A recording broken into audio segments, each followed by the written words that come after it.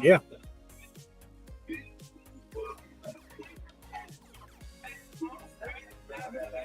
And I think we're live. We're going to let the feed come catch up and all that fun stuff. You guys, it's time to start the stream. I'm surprised that no one's told me that I was late yet. It's been a while since we've been. But who do we have in chat? We've got Jose, we got Spencer, we got Judd, Azza, Brian, Logan, Baco, Ben's in. Did I already say Austin? Austin's in. RC Mitch. Yeah. All right. So I don't know where it went, but I tried to post a question like in chat before, so I'm gonna do it again. And the question is, are you competing in SDC? Hold on. Let me actually write it out here. Competing in SDC. If so, what region and what chassis? A ways to go. Maybe. I don't know about that. Okay, hey you guys, welcome to the stream. It is Saturday night at 8 p.m. Pacific Standard Time. It is the RC Drift talk show stream type of thing. We've got our guest, well, we've got Logan, who's not the guest, who's kind of the regular. And then we got Dalton and David, and we're minus a DJ, so works out in our favor because I don't have to do anything special here. We're gonna do a quick interview with Dalton and David. Did I just call you DJ, David? No, I said no. You're good. We got Mile High up in the chat too. Right on. He has a really cool Pokemon Spur Gear cover in the Discord, which let me get that pulled up. If you haven't joined the Discord, then let's have you go join the Discord. Also, on another note, we are really close to 500 subscribers, you guys. If you haven't subscribed already, make sure that you are subscribed. Do the whole like, notification bell thingy. Actually, you don't need to do the notification bell. But make sure you're liking and sharing. That's the important part.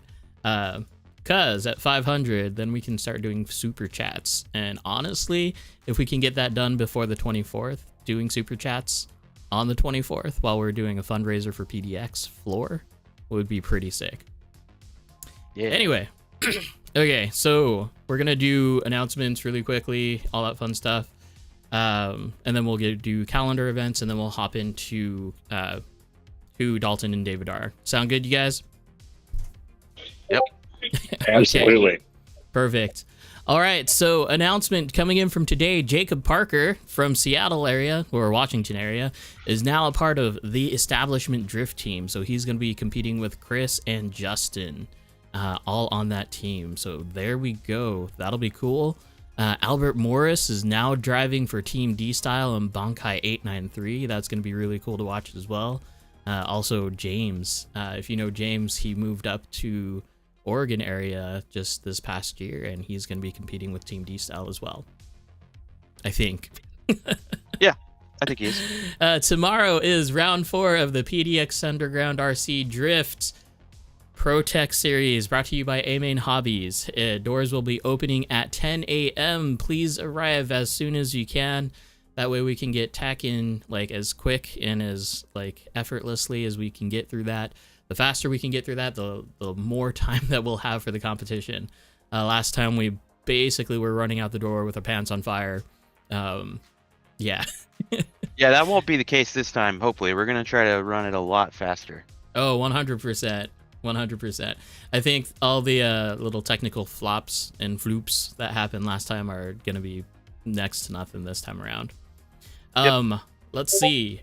Tires are available, so if you don't have any tires, we have them, or they will have them available. Both Rev D ASO 1s and Yokomo DRPs, I believe. So yeah. If new tires are a thing, then we will have them for you. Side note, at the competition, bring your chargers, make sure that they are set up and in the open. Because between Judd and I, we're going to be giving away, yes, it's a used charger, but is still a better charger than some of you that you have, I've seen. Pointing fingers.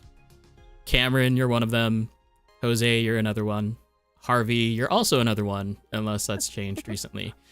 So This isn't roast my charger, Adam. no, it's not. Definitely it's not. But I do have this thing. And it's Behemoth. old. It's not even a behemoth. It's just, I mean, it is a behemoth compared to what I have now. Yeah. But basically, it's dual port. You can charge it 6 amps on each port without blowing it up. Yes, the fans sound like absolute garbage, like on startup, but if you give it about a minute and then slap it, then the fans sound normal. If you've had a high-tech charger or just any charger, you probably know what I'm talking about. Okay.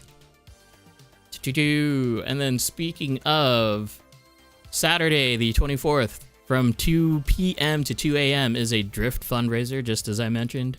This is going to be fundraising for the Japanese P-tile, or that we've kind of already purchased, but to recoup the cost on that drifting, or we will be drifting that day. I'll also be streaming that day from PDX. Hopefully we'll have Justin down, because he was my interviewee for the 24th. He said he wants to come, so I hope he can make that happen.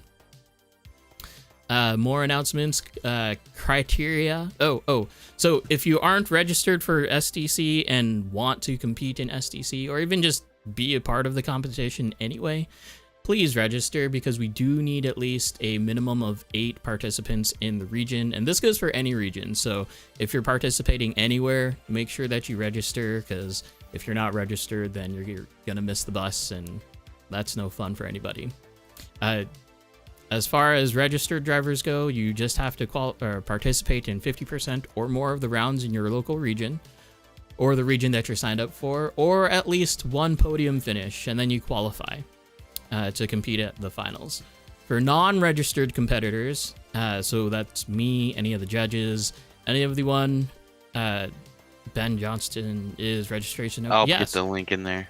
Perfect. I got Thank you. Judges, any judges, any people that are involved with the overall running of the competition. So any of the host or track owner part of SDC series automatically can compete. Judges who have participated or judged 50% or more rounds are allowed to compete. If anyone resides more than 100 miles away from a region, they are allowed to compete. Okay, moving on to calendar events. Tandem Tuesday is still a thing. They are continuing to do their series within a series, yeah? Yep. What series are you on? What round are you on? Oh, geez, I'll have to look real quick. I think probably 5 this week. Really?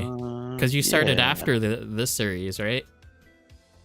Yeah. So because we it's do every it week, every right? week. Yeah. Yeah, So, okay. yeah, this next round will be round 5. Mm-hmm. Yeah, the important part is that you get your information over to Super G right now, or like as soon as you can, preferably before the first competition of SDC, which ours isn't until, when is it? Ours isn't until April 28th. So you've got some time, but registration earlier than is better than later. Okay, reminder, tomorrow is round 4 of our series. Yep. And we do have tires. Member pricing is $20. We've got supposedly pizza and soda included in that price. However, the past 2 competitions have been a little bit sketch in terms of the food aspect of it. So if you are planning to come, maybe even plan on bringing some food or just going somewhere for food in the midst of things. Member pricing is $10.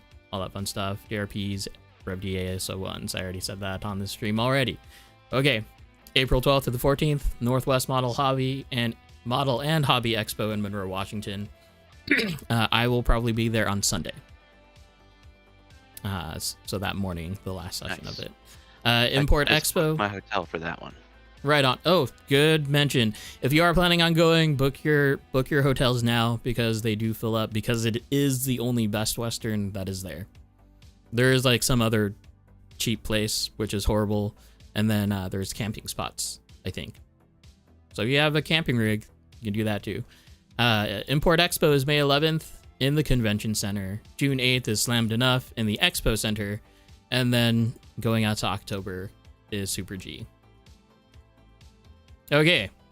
That does it for calendar events and announcements. Logan, do you have anything else to add to that? Just a quick update on our tile situation. When we kind of first were getting in contact with Steve at Super G, they were, they had an order that for tile that was kind of going through at that same time, and initially they were confident, or they had hoped that we could get in on that same order, same shipment, but unfortunately that wasn't able to happen. So it will be a little bit longer of a wait for us than we kind of thought initially. So yeah, still hopefully, reasonably soon, but not within, I would say, late summer, if anything, is when we would be looking at. I don't really have a good estimate of that, but which is fine. Like, that's kind of when we were thinking anyway, but it's just we are now secured, right? That's the important part. We're definitely there. Yeah, like we're getting it for sure. Just a little bit longer wait than we thought originally. Awesome. Okay, so let's go ahead and get started with the interviewing. Both Dalton and David here, they're from SlideworX. And that is, remind me where that is. KC. Kansas City, Kansas, basically. We're in a suburb like 20 minutes south. So okay. Right on. And then right behind David, it looks like we got the track running. Yeah, absolutely. Right on. How many drivers are there tonight? Where we at? 10-ish, 12-ish. Here you kind of the pit. Nice. See some folks behind me here. I'm on the other side of the shop. Gotcha. We're like the shop's like a L shape. Okay. I see. Right on. That looks like polished concrete. It is, yes, sir. Cool. That's Have like you- definitely my favorite surface. That's Have you our been on- favorite surface as well. Have you driven on P-Tile? We have. Okay. Yeah. Not the So- Japanese ski tile, but I mean, are you on mute, David? I kind of hear you. Maybe? oh, can you hear me? Barely.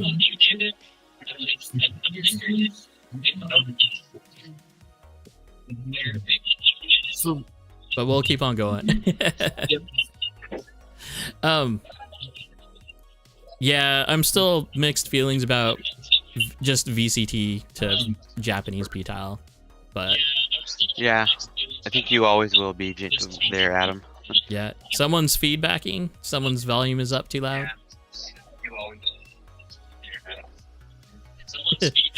Oh, it's coming from a TV back there. Maybe no. Okay. So we know that you're from Kansas City. We know that your track is SlideworX. Can you tell us a little bit more about your guys' track, like daytime operation hours, cost that it takes or that it is to go and drive there? Gotcha. Yeah. Everything for us is centered around working hours. So during the day, shops closed. Through the week, our days off are Monday and Thursday. And then other than that, we're open from 5 to midnight, pretty much. 5 to midnight. Gotcha. Yeah, absolutely. Our Fridays and Saturday nights usually go later. It kind of just depends on if we're all vibing out and still sliding at midnight, basically. Now, is So- SlideworX specifically for drift, or does it have a Yeah. little bit of everything? We're a drift-specific shop. We don't have anything else in here. We've got a couple, 24 scale crawler tables that we've been loosely working on. Burn a couple batteries up and go rest your eyes and crawl on the table, go hang out, whatever. For sure. But other than that, I'm a Red Cat dealer. So, we have some guys with haulers, lowriders, and stuff like that. There's definitely a group of crawlers in the shop. But we're a drift shop only, so it's tricky. It's tricky. Right on. Now, you mentioned polished concrete as far as the surface. Did you do any prep work to get to that stage, that level? Yeah, actually, this place was a chiropractor's office when I got it, and I had it professionally remodeled to the shape it's in now. So we had a company contracted out that did our polished concrete. So they did it 3-stage, and then they coated it. So, I mean, it's slick. We got a slick floor. Nice. Right I'm gonna say we're every bit kind of on point. The same slickness level as like Scale Science. We went out there and saw those guys in Halloween, and felt right at home on their polished. Pretty similar. So Right on. we love polished concrete. We love it. I do too, actually. That smoothness can't be beat. I mean, the consistency, the smoothness, the maintenance, it's where it's at. That So- I also feel too that, like, you know, when you are on a really low grip surface and you tune your car, I feel like when you go to P-tile, your car is going to be either one of the faster ones there, or, you know, just it's going to be pretty dialed in if you have it dialed in on polished. Agreed. Yeah. Yeah, we had some guys experience that at our last comp. We had some guys come down from Canada, and they're also on a P-tile track, but it's much grippier than ours is. And they all said something like that. They felt like they have so much grip available in the surface that they didn't really realize that their cars weren't necessarily tuned well for lower traction. Yeah, high grip is cool because it can be fast and it can be fun. I don't know. There are positives to both sides, to both surfaces. Do you mind, or how big is your track that's there? I think I think we measured it out. I think it was only like 396 square feet. Yeah, I think we're right at 400 square feet. That's it. It's long, so you can tell. Long and narrow. We've definitely maximized, you know, the back shop space as much as we can, you know, to kind of Right. get started here. Right. So we would love to have more room, but you know, we got to grow. So Exactly. Yeah. And And- it's funny looking at your track. We just had a layout at our shop that we ended up taking out pretty quickly after we put it in because it was too tight. And gotcha.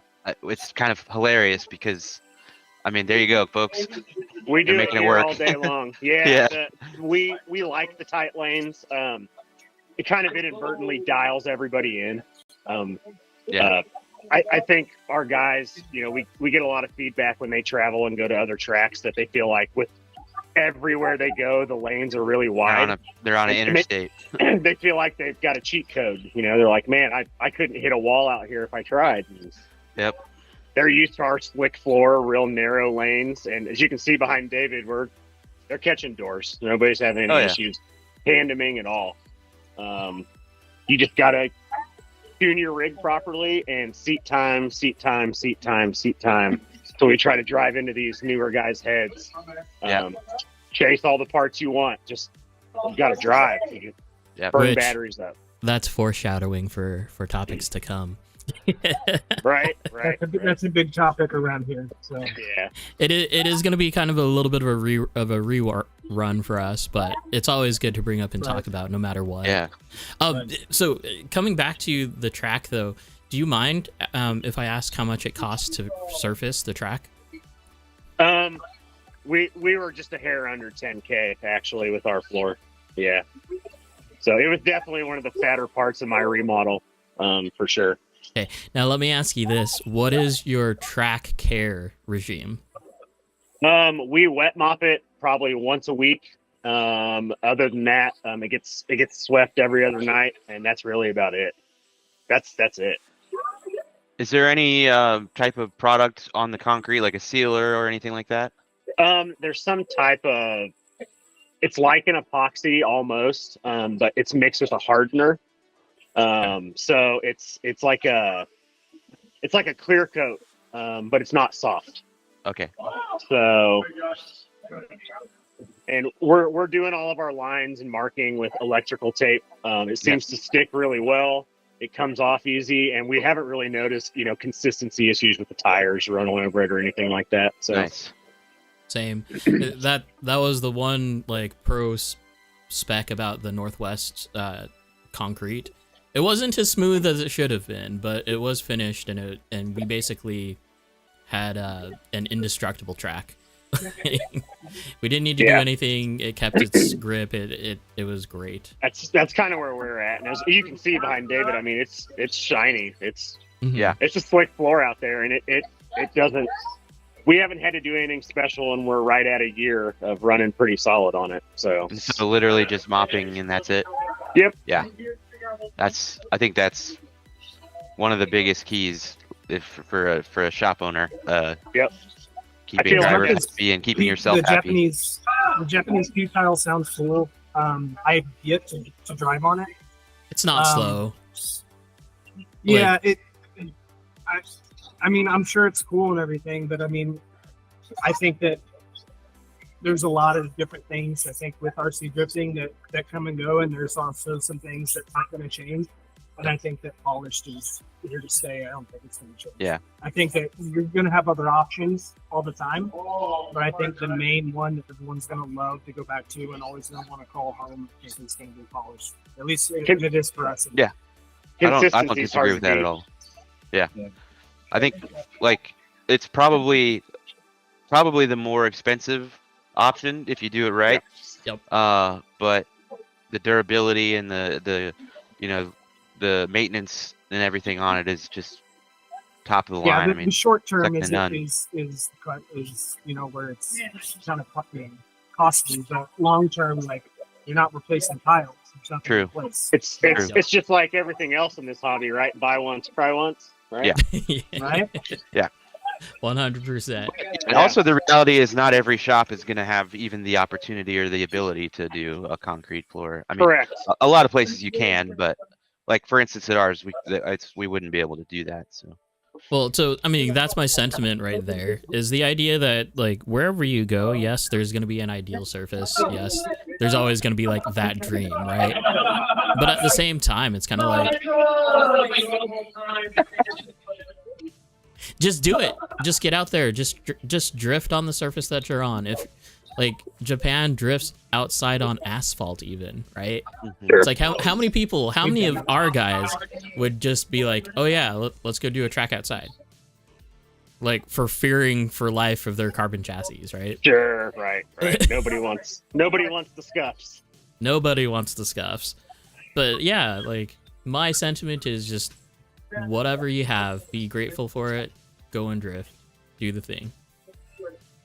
Totally. Jake Neal me wanted to. Yeah. I actually wanted to have one of the STC comps, like series comps, outside last year. Just to throw everybody off. It would have been hilarious. It'd be fun. We should do that here. We have a pretty big parking lot. We're in like a strip mall. Yeah. And so at night there's like the parking lot's empty. Bart's we're telling us we're spoiled. Yeah, I mean, yeah, they have it rough out there. Yeah, that's 100% sure. He's like, there's no inside. I mean, they're coming from an area where they have to set up their track every single time. Yeah, their strong point is being able to adapt from freezing fingers to just whatever surface that they're on. Yep. Okay. So my favorite question, I guess it shouldn't be my favorite question, but I love food. So if someone were to come around and hang out for the day, where would the best place to go and get food be? Please tell me. I know you have a barbecue spot. Yeah, I mean, we have there's everything. tons. In the parking lots, McDonald's, so there's that. That's open all the time. Gas station, bar and grill across the street called Twisters is really good. And then there's Chinese food, barbecue, tacos. Everything's right here. We're definitely not far from civilization. So, and really, we're 15 to 20 minutes away from downtown Kansas City. Yeah, and there's literally everything. So I mean, it's not bad. Right on. Are there any close? Well, I guess there would be, but close places to stay, like cheap hotels and whatnot. Yeah, there's a cheap hotel 5 minutes from the shop. Yeah, several of the guys have stayed at it. No issues so far. Good. So it's not a sketch part of town or anything like that. So right on. Bonner Okay. Springs is pretty chill. What other things do you do besides RC drift, like just in general? I mean, we're car guys, Okay. so we're constantly working and building one-to-one cars,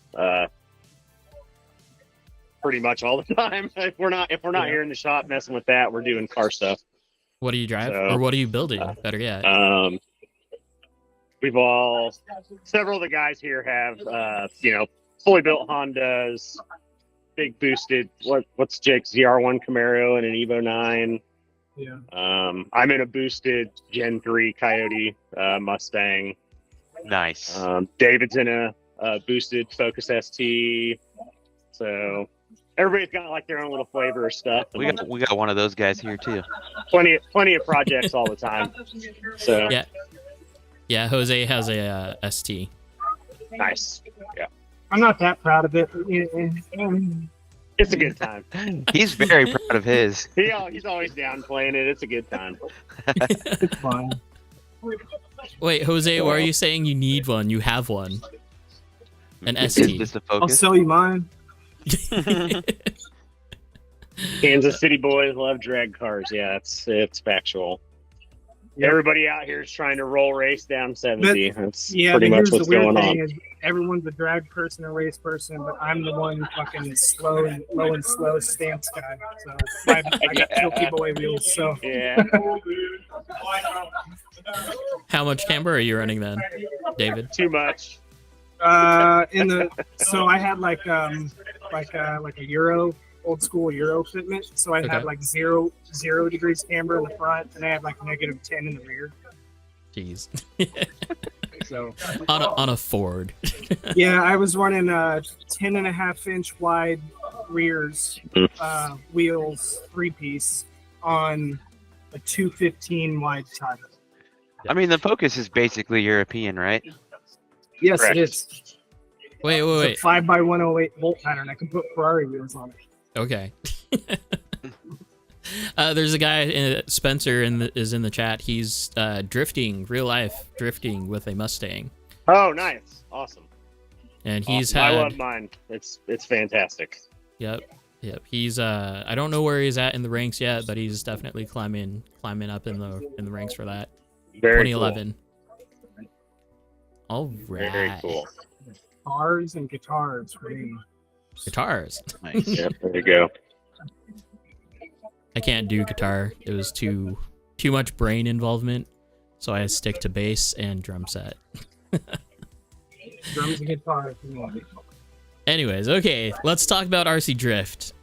We're gonna go there. So, you two, and this is gonna be a little bit interesting because I've never done two guests at the same time before. So we'll just kind of throw questions at both of you all at the same time. So why RC Drift? Why did you guys get started into it? I was gonna say, you want to go with this? Oh yeah, I guess I'm the one that got us into it. I guess. So they were. We have a friend group. One of them right here, myself and Dalton. They were all into RC cars, like bashing and crawling and doing all that stuff. I had never really done RCs. So they convinced me, hey, go get a Slash, go to Hobbytown. I'm like, okay. I go there, they didn't have any in stock. But I look over and I'm like, and there's an RMX 2.0. And I'm like, well, I love drifting. I'm just gonna grab this and I'll mess around. And so I got it there, and they're all like, "Oh, what the fuck?" And so we pull it out, and we're all playing with it. And by the end of the night, they're like, "You're not taking this home. We're keeping this here. We're gonna play with it in the shop." And so I think a day or two later, Dalton, you went and bought two of them, one for you, and then an extra one, just so we had more. Yep. Had a layout in the garage pretty much right away, and that was 2020. That was October of 22. So that was right when we got into it. So only 2 years now. Well, coming up on Not 2 even, years. Yeah, not even 2 years. Yeah. So this whole thing happened very quickly. Yeah, so I was going to say from that October in 22, we went from that to open shop February of 23. Wow. How fast did you see the scene grow? Like you went from just the 3 of you to now 12 in a shop, right? Right. There was an existing group drifting in a guy's basement in Overland Park. Okay. So we David kind of integrated into that group, just kind of lightly started sliding with those guys, and it's like, hey, kind of got this thing going on. Don't hate us, trying to grow this thing. It's slippery slopes when you're kind of barging into groups of people, right? Especially with ideas and plans. Yeah. So, it's kind of befriended some of those guys, check the scene out, it feels good. That's one thing about RC Drift that David and I, immediately clicked with is the overall demeanor and vibe of all of us in the hobby is a pretty positive, great one. Yep, that's good. It feels nice. When you meet new people, rarely do you have some horrible experience that isn't good. We've been lucky enough to do some traveling, and along our way, everyone's been awesome. So makes it easy. You said Scale Science. Where else have you guys been? Victory Hobbies in Nebraska. Lateral Grip out there in Jackson, Missouri. Shout out to Ross. Jordan out there at Scale Science, obviously. Would love to get down south and see Steven at dark. David almost pulled that off. He was down in Texas a couple weeks back. Didn't quite make it out there, though. But we'll get there. So, one of our guys... Wichita, High Voltage Garage in Wichita. We were just out there. Great bunch of dudes out there. Right on. I actually need to go and go to other places too. There was talk about going down to Texas and the hobby shop and all those other places down there. Sure. We'll see. We'll see where that takes me. There are pictures in Discord showing up in Roast My Rig, so just a reminder, if you have anything to share, go post pictures up in there. Because we'll get to those probably closer to the end of the show or sometime. We'll do it. We always do it. Right on. Now, as far as just the chassis that you guys drive, what do you prefer? What are you driving now? Go ahead, David. I have a Rhino Racing Shard-EX. Shard-EX, okay. The old Shard. A Shard. The Shard. So the only, it's fine. I just put it together the other night, so my wiring is a mess. I'm still trying to figure out where I'm putting stuff. So, just for clarification, it's basically a shark, right? Yes, but... It's on a Kansai chassis? Yes, but you see the level of twist this has? Uh-huh. So, wait. What? That's a little much. What chassis is it? It's a Kansai chassis, yeah? It is, right. Yeah. But with the only reason I got it, I didn't need to change. I was running the Hydra deck, the Flex deck. Yeah. And it was fine. I didn't really necessarily want to change it. I just liked the way the two side decks look. I was just bored, so I was like, okay, let's try it. And then getting it, I had a buddy here that has an RDX that had a conversion kit, so they don't need their stock RDX battery holder. Yeah. So I need that to make this work. In doing so, that That's the right. battery holder does not connect to the trans. So I get, not only do I have this, which is the side flex, is fine. I can deal with that, but I have this. Whoa, no. Yeah. No. Yeah. So I've been driving it tonight and it's been okay. But other than that, it's I probably need to put the stock dark deck on the top deck on next to the transmission.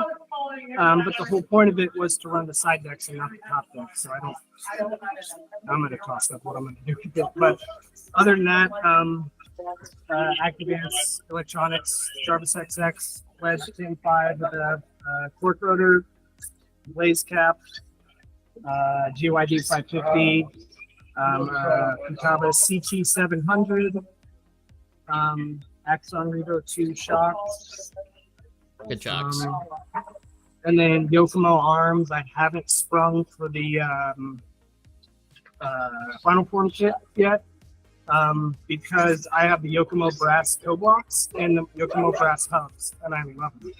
I just don't want to get rid of them. Yeah. So don't get rid of them. With the Yokomo for now. I mean, you can still use those toe blocks. The arms that they have on the Shark will still work. It's just you'll just need to not use the fancy springs or whatnot. Right. Although, have you seen the ADX chassis? Yes. Okay, so have you seen it set up as in like the Flex version of it? I haven't. Okay. I haven't. I think we had some. I think didn't Jonathan have an ADX? Or I thought someone here had an ADX chassis. I think it was Nate or Brian, one of those guys. So here's mine. It's just a skeleton of it. But there's still a little bit of flex here, right? But what they did is they put a toe link or a turnbuckle right here, so it secures right here and right to the back of another point right here. So maybe that's something that you could look into to get that. I call it the taco effect. Yeah, that's what I was calling it. It was tacos. Hot dog is good. Taco is good. Lance in chat is saying that the flex that you just showed is a medium amount of flex. Medium. We're not joking, actually. Yeah, we're not joking. Yeah. That's way too much. Way too much flex. That's like floppy noodle flaccid flex. Hold on.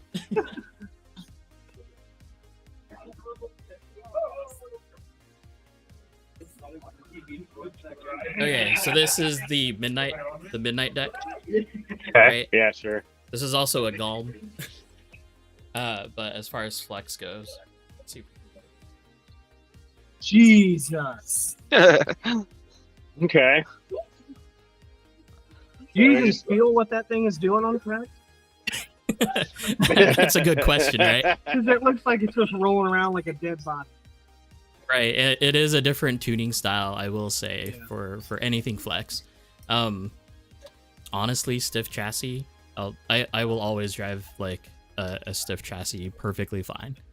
Flexy chassis are a little bit interesting, especially since we're getting into like the whole high weight shift type of thing. Even at competitions. With a flex chassis, you can be really aggressive. Yeah, you can. Which I do like. Yeah, I can drive into a corner a lot harder and a lot more confident with it. Austin, Midnight Deck is the best. Made my Shark an absolute animal. This show isn't biased at all. Scale, right? Huh? Right? The Midnight are the shorter. No, so we have, well, Lance has two different decks now. Right. One is the Midnight Mini, which is a 225 wheelbase, right? And then we have the Midnight Shark, which is the full 257 wheelbase. That one just came out not too long ago. Yeah. Now is that a production? Because I know it's pretty low production. Can you run that in SPC? Yes. So Lance ran it last year. I know there's some rules, and you can't have like a suction made one on it. Correct. Yeah. So the funny thing is that he got it teched, and we even had We even had one in the raffles, which went to Alfredo. Cameron. One of head. One of yeah, you can drive it tomorrow. I'll bring them tomorrow. So I'll have a high motor yogi and a low motor yogi all tomorrow, and I'll have my thing of a shark. Kenny C, what type of results does high flex give you? More side bite, forward bite? It depends on the chassis conversion. I think it depends on where the flex is. Exactly. Some flex decks will make your car a little bit lazy, which is what I experienced with the Yokomo flex decks. It never was a really good feeling, but when I tried my first Razor flex deck on my RMX, that thing is amazing. So it just kind of depends on how and where the flex is and how you tune for it, because you can always tune your car to be a little bit more aggressive in one way or another. Lance is saying there is no limit to how many you've produced to be able to run it. It's just a low batch. Yep. Judges tomorrow. Someone, Logan, who are the judges tomorrow? I believe. I know we have Judd. Same. Elliot, Judd, and Damien. Let me double check that. Okay. Dalton, what about you? What chassis are you running? Oh. Yeah, it's your turn. You're gonna talk. Yeah, just another shark. So I'm on a final form. Hydra flex deck, full Accuvant suite, Yarvis XX. Okay. 10.5 fledge, torque rotor, GYD 550. I'm on a CT 701. Oh my god. You know, real basic stuff, but it's the stuff that works really well. I like the way, you know, all this stuff works together. I'm on a 10PX, so full S-Bus suite. You know, everything's at your fingertips. Now, did you start off with the final form, or did you convert it from something else first? I converted it from a YD2 RX. Okay. So I bought the original run of that shark conversion Super G dropped. Yeah. And, you know, kind of took it from there as they released, you know, each section or each part. Yeah, we built them without instructions. Yeah. Original. I feel that pain so much right there, because all they had was the video. It was rough. It just explodes, Yep. and you just pause it at certain spots to figure out what's through. Goes right. Confirmed, same judges, Judson as the lead, and then Elliot and Damien. And then we won't have Harvey, because Harvey is out of state. Yeah? Yeah. We will probably we'll play it by ear, but we'll probably try to have a fourth kind of filming and you know, resolving any disputes or whatever. Gotcha. So, Dalton, would you say that you have a cookie cutter? I mean, as far as sharks go, yeah, sure. Everybody's ran the scale reflex deck, right? And I mean, final form is pretty commonplace at this point. The problem is it's an absolute weapon. It works the same every time I drive it. It's what I'm going to choose to get on your door every night. There's not really any other exceptions. I feel like, you know, the RDX is out there, the MD1's out there. They all run great. Everything's cool. But the sharks are out there eating everybody up. I mean, that's just fact. That's all there is to it. So Now, are you two competing at SDC, or are you guys having a series this year? no. I think I may compete. Might. Okay. I don't know. It just depends if I can get out to lateral, because it is 5.5 hours away. Yeah. Is that within is that outside of 100 miles though? Oh, 5 yeah. hours yeah. is Yeah. Then just run local and then use that rule. Sure. Yeah, I mean, there's that, but I'd rather get in, you know, big dick swinging rather than Maybe in a year or two we would shoot for something like that. But you know, right now where our shop's at, that comp doesn't fit anything that we have going on. I feel. You get know, the we're definitely more of a vibe here than a comp shop. So putting Fair that enough. type of organized point series drifting, it's just not going to work right now. So I feel ya. We're I doing our totally- own like small series, you know, that's just kind of for our guys and stuff that want to learn how to do comps and get better at them, or you know, and do whatever. But it's nothing serious. It's not, you know, there's nothing to be involved. And that is absolutely chill. I love that. yeah, it's definitely more of our speed right now. You know, not to say in the future we wouldn't maybe strive for something like that. But right now we don't want to ruin the good thing that we got going. For sure. And as far as me competing, I got a shop to run. I'm just trying to survive at this point. Yeah. So focusing on competition driving, any of that type of stuff, is definitely back burner for me. Totally. I would love to, but that's kind of the gig here, right? We love the hobby enough. We open up a shop, and then it takes our drive time away. And Yeah, I don't think we've really. Maybe we have, Adam, but something that kind of goes missed is with shop owners is they're taking something that they love so much and Making it really their job. eliminating the a fun lot part. of the opportunity for them to have fun in that. So it's Yeah. a huge sacrifice, especially with these drift specific shops. It's a whole nother level of love for the sport, and it's hugely appreciated. Yeah, love for another sport, it is a double-sided sword, right? For sure. But at the same time, and I'm sure Dalton has seen this and David, but the people that are just getting into it and then watching them actually stick Progress. with it. Yeah, the progression is a whole nother level of happiness there. It's really cool. It's really cool. We the group of guys that's here tonight right now, actually, half of them where they came 6 months from 6 months ago. Yeah, this guy right here. It's crazy. You know, there was a solid group of, I don't know, 5 or 6 of us that could really get doors, run strong tandems. And now there's 12 or 15 of us that suddenly real consistent drivers. They've spent a little money, have nice rigs put together finally, and things are starting to click. And then they're also on those tight lanes. I'm telling you, that's the key. That's the key. I don't need any convincing for that. I'm all on board with that. That street style is just where it's at. You got a little contact going on. I mean, it's everybody's kind of pushing each other along. It's fun. It's fun. Yeah, we like to be a little bit scrappy, and we like that. Our track. There's no option of, hey, I want to take this line versus this. There's one line. Our track is so wide. There's one line.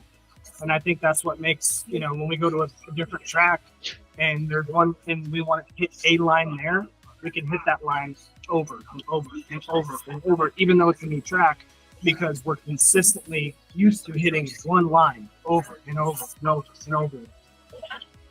And not, deviating in too much momentum, and rather, trying not to use too many crutches, too many brakes, handbrakes, or using too much boost or turbo or whatever. It's really just kind of using the momentum to throw the correct line and not make any, adjustments.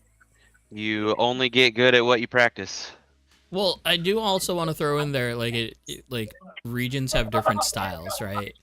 Now, Right. Sure. Now, I think what happened at PDX more so is instantly putting in narrow lanes doesn't promote a fast track, right? No. and I think that's kind of I didn't even drive it, so I don't know, right? It was a very drastic change from what we've typically had. Absolutely. Do you know what the measurement was, Logan? It was much wider than even what you guys have. It was 3.5 feet, 4 feet, maybe. Oh wow. Yeah, we're I think at 22 inches in some spots. Yeah. But at the same time, you're only 4 lanes deep, as far as your track goes. As width, yeah. Yeah, so as far as like being able to see from above, I think you'd be like better off in that situation than anything else. And it's not like we just threw the tight lanes down and told everybody tough shit, learn how to drive. You know, our first layout was very accommodating for all the new drivers. It wasn't. Now, you know, what we did do without really telling anyone is every layout we laid down, we probably do a layout every 45 to 60 days. Every time we busted another one out, it was narrower and narrower and narrower. And it just didn't really say anything. Everybody just kept driving and doing their thing. And now no one says anything about lane width at all. It gives us more layout options as well, too. That's exactly. Like your space is very small, so like every inch you take off the width of that track, the more opportunity you have. I mean, at this width, you're 4 lanes wide, so that's probably kind of perfect for you guys. But do you struggle to kind of innovate, or do you struggle to come up with new layouts, or do you find that it just doesn't really matter that much? That's probably a little bit of both. Yeah. I mean, I think we struggle because it's us. Yeah. But it probably doesn't matter that much. I mean, this layout is pretty I think awesome. David and I Everyone worry about it way more than we need to. The 2 or 3 days that him and I lock ourselves in here and tear everything down and pace around and lay stuff down, drive, pull it all up, lay stuff down, drive, tell each other what we like, what we think sucks. We could probably be easier on ourselves and get it done a little quicker. But we're very OCD about it. We want that layout to feel just spot on all the time. Yeah. So it takes, it's because it's small, I think, too, because if it was a big track, I don't think it would matter as much, right? Because you're getting that wow factor of you walk in and boom, big track, cool. Right. Doesn't matter what the fucking layout is. Yeah. This is 396 square feet. Better be a sick layout. You know what I mean? So it's even for big track though. Big track still has to be able to like accommodate different features and the speed of it, right? And honestly, the biggest thing the hardest trouble that I have with big tracks is just being able to see across the track. Like, if you're not standing right in the middle of our track at PDX, like you're having to look across 50 feet. And that 50 feet, your car on a big sweeper is hard to judge. I would feel like you would have problems with depth perception for sure. Yeah. Yeah, I can't imagine Super G. Yeah. Well, the biggest track that we've been to is lateral, or either lateral or scale 5. Even at Super G, when they do judge, they judge from the mezzanine, right? Too. So they're like, they have to go way up high. Yeah, and they have cameras and stuff. Because I mean, that's. I definitely have to, at our track, I have to be standing in a certain spot or it just doesn't really work. Yep. You have to be standing in a certain spot to drive. Yeah, I mean, I can drive from anywhere, but I can't like put down a perfect qualifying run unless I'm like at a certain point. If I'm on an end, I can drive, but I cannot tandem. Yeah. I have to be on the side. Yeah, I have to be on the side somewhere about the middle. Same. And the most important part is like you're comfortable at where you're driving at, right? Because Harvey drives from the corner no matter what. He's good at driving from the corner, and that's where he will always drive. It's when you change things at the very last minute because you think it's beneficial for you. Yeah, it was funny. We had a newer guy in the shop today, and I wish I remembered to tell him this earlier, but I was like, keep in mind, everything that you start doing now is how you're going to do it for the rest of your drift career. So like, make sure you really like what you're doing, because it's going to be hard to change that stuff. Like if you start out sitting, or, if you have a certain setting on your radio or whatever it is, like so much of that stuff, like the way you even tune cars is like just based on how it was when you first started. Wait, hey Dalton, can you go back to the Booyakasha? Hey there, Rob Nick. Yeah, I was gonna say there's only one guy that I know that could do that. Yeah, right. Right on the cash register. Have you seen the associated picture with Booyakasha? Mm-mm. Then I will leave it at that. It's yeah. I'll leave it at that. Rob's kind of our group. That's good. He used to As be far over as- here. Yeah, Like He's in Omaha, and actually, Tyler is here right now. He's from Omaha. He's runs around with them at Victory Copies, which is where Rob's at. Yeah. Yep. Yeah, Rob is a cool guy. I actually know him more for photography than RC drifting. Oh, And gotcha. then RC drifting was like the thing, so Yep, that's old Drift Dad. old drift dad. Old Drift Dad, Rob Nick. Yeah, he was he was the first guest on this stream. Oh, nice. Like we randomly just said, "Hey, let's do a stream about chocks." So we did. Well, okay, A so random that's the stream. one I saw. He- That's okay, yeah. I was gonna say Rob's the reason we Like, don't build was it dampers a- like shit. What is it? A couple days later from that stream, we went up to Omaha. Uh-huh. And so I was joking with Rob. I was like, all right, Rob, give me the live stream thing. It was like I had gotten a ZX, which was my first lift after my RMX. And that's what I hadn't rebuilt the shocks yet. And he's like, what? And he made me take them apart and do it all and showed me how to do it. And I was like, okay. Yeah, so it was a whole thing. And what were the results after that? I'm a fucking shock nerd. Yeah. This guy I hate it. rebuilds his dampers every 2 nights for sure. Oh, geez, that's He's excessive. one of those guys. Yeah, he's one of those guys. If you want to get away from that, go for Don't tell me. Don't say it. I'm not going to do it. He knows. Don't do it. Verdos Uh, HT3s. No. And okay. No. I'll Real do it. talk, I though. will. I will. HT3s are not that expensive when you think about I it. know, Sure. Like I know. in the Sure, end, sure, especially if you buy them from RC Mart because they're only 160. sure. And as long as you're good with that piston set, you're golden. Yeah, true. You want to know my Yeah. secret for dealing with that, with shocks and stuff? Just pretend like it doesn't matter and forget about it, and just keep Yeah, driving. I know. I See that- rebuild. I rebuild my axons. I don't know, once every 2 months, and everything seems fine.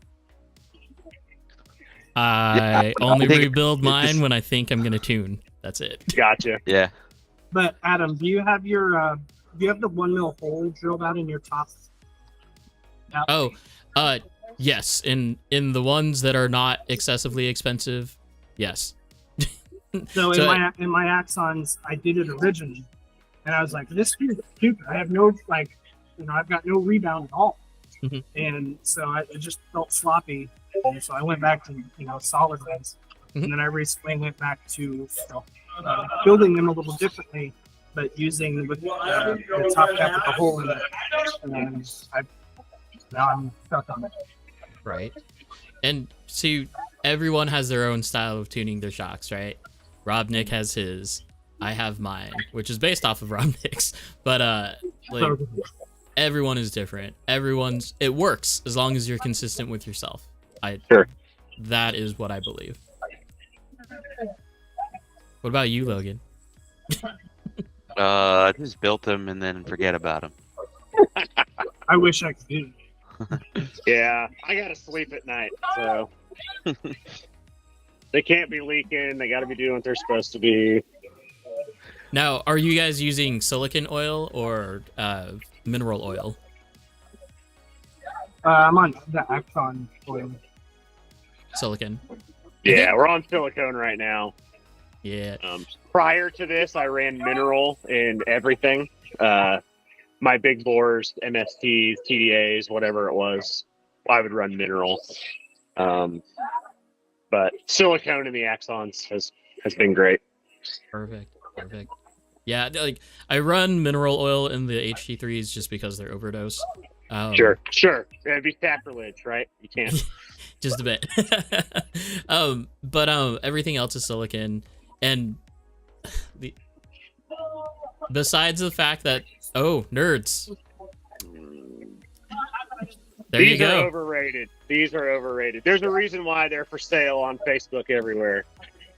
Well, okay, but as far as traveling goes, because that is the common denominator of everyone Sure. that I talk to about, If you're bouncing around from track to track, they're the jam. Mm-hmm.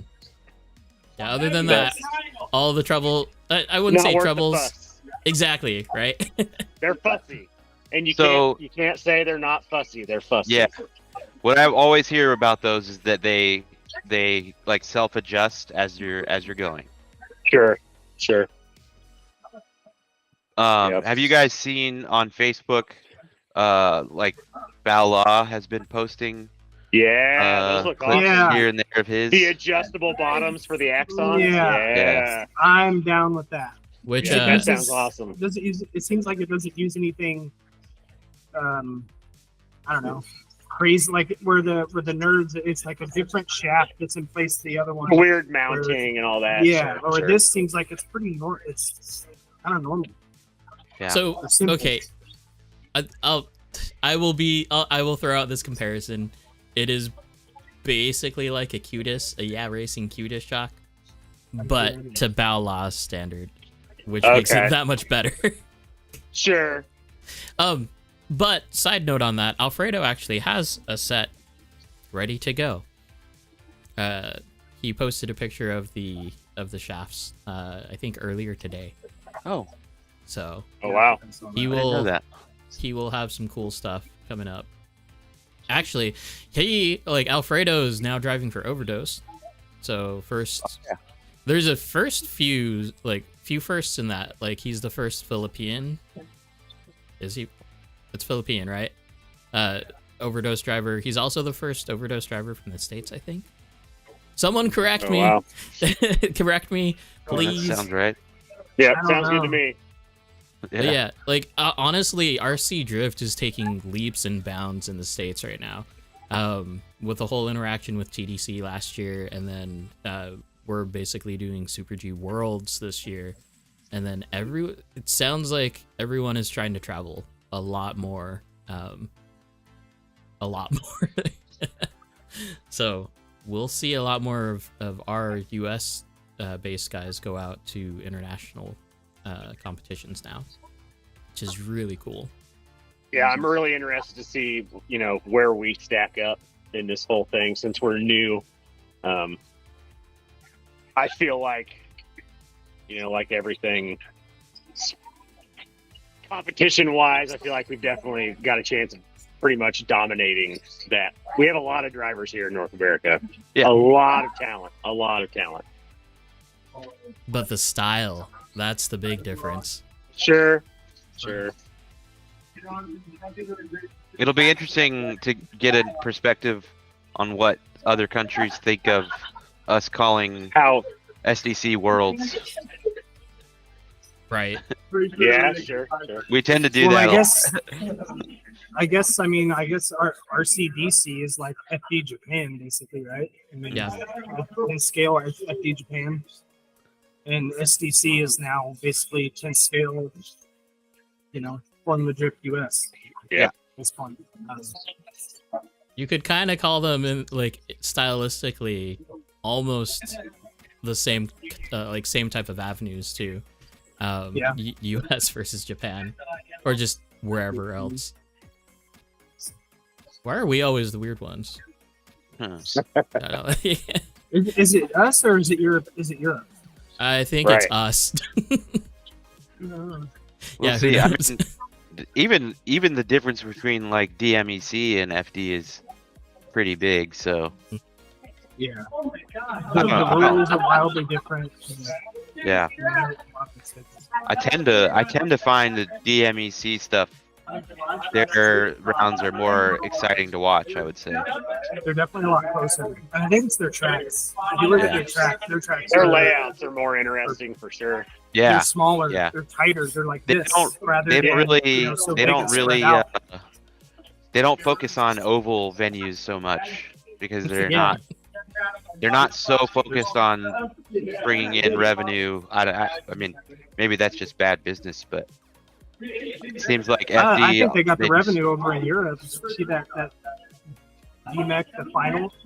Yeah, in the arena. 55,000 people or something. Right. I mean, it's But see, insane. I think FD would look at that and say, "Why aren't you doing every round in an arena?" Yeah. And then that would get the same as we are now, right? Like oval boring fest. Sure. Yep. That's Okay. That's the challenge, though. Right. Let's get into a few of the topics that, or at least the topic that you brought up, David. And then I want to bring up one of mine about liveries, because, yeah, you posted yours a while back. I have a thing about liveries as well. Yeah. Okay, so now we've talked about it before, and the short topic answer is pay to win. Does it work? Does it not work? The real words that he actually used: do better products make you a better driver? I don't think necessarily. I don't think necessarily better products will make you a better driver. I think better products will make it a easier time for you to learn. Maybe shorten the learning gap. You know, Get a better experience. Yeah, and an overall better experience. So, you know, if you give someone, like, I wish, honestly, I wish RMX 2.0s didn't exist. I wish that the base standard was the RDX now. Like, if you want to go and get a kit, you buy an RDX, and everyone just knew it, because that's what's going to keep people in the hobby. I feel like there's so many people that they're like, oh, well, what can I get in cheap? Okay, RMX, that's what's cheap. Okay, they go start with it. Thing sucks. Electronics suck. They don't know how to tune it. They don't know how to work on it. And when they don't ask questions, then they get, you know, they get turned away. It's not. And I think that it's, you know, an RDX. You give it to them, they drive it. There's nothing to change. There's nothing to mess with. Drive it, you learn it, and have a good time. I mean, who doesn't have a good time in the RDX? It's also not so much that the cheap chassis can't do the job. Obviously, we can all tune whatever we need to tune and get around the track. When you are trying to bring a new person into the hobby, they're here at the track watching us with our big timing cars fly around the track. And they want to know why the RMX 2.0 they just bought, that they feel like their $300 entry fee is steep. Why doesn't it act like that? And what do you tell them? I mean, the facts are the facts. You've got to pay to play. You're not going to get that same experience. It doesn't mean that you can't. It doesn't mean that you can't track down all those wonderful MST hop-ups and drop your 2K on your fully built 2.0. I mean, you can do that all day long. We have a guy like that at our track. We have two of them, and they have the MST all the way. Well, two of them actually. Beautiful, you know, gorgeous chassis. They look great, but it's a steep point of entry, kind of for what you get, right? Yeah. So, and I think it's all feeling too. It's, you know, it's when you the money isn't necessarily like. An RMX 2.0 can't necessarily do, or my Shark can't necessarily do anything that an RMX 2.0 can't. It's that it's like driving a busted ass old 81 Oldsmobile versus, you know, oh, I have a brand new Mercedes. You know, the feeling is way different. Feeling is way different, yes. Here, learn on this car, but here's some gyro, here's some servo wobble, and you know, like, you know what I mean? Like, drive with this radio, this 2-channel radio. Turn your manual pot with your flathead screwdriver and get over it, kid. Figure it out. You know, that sucks. That sucks. It's a catch-22. It's a catch-22 for sure. Yep. I mean, Yep. No one's denying you can make these things work. We're talking about trying to get people into the hobby, spend Without some turning them money, away. Oh yeah, and then have them be pissed off in a month.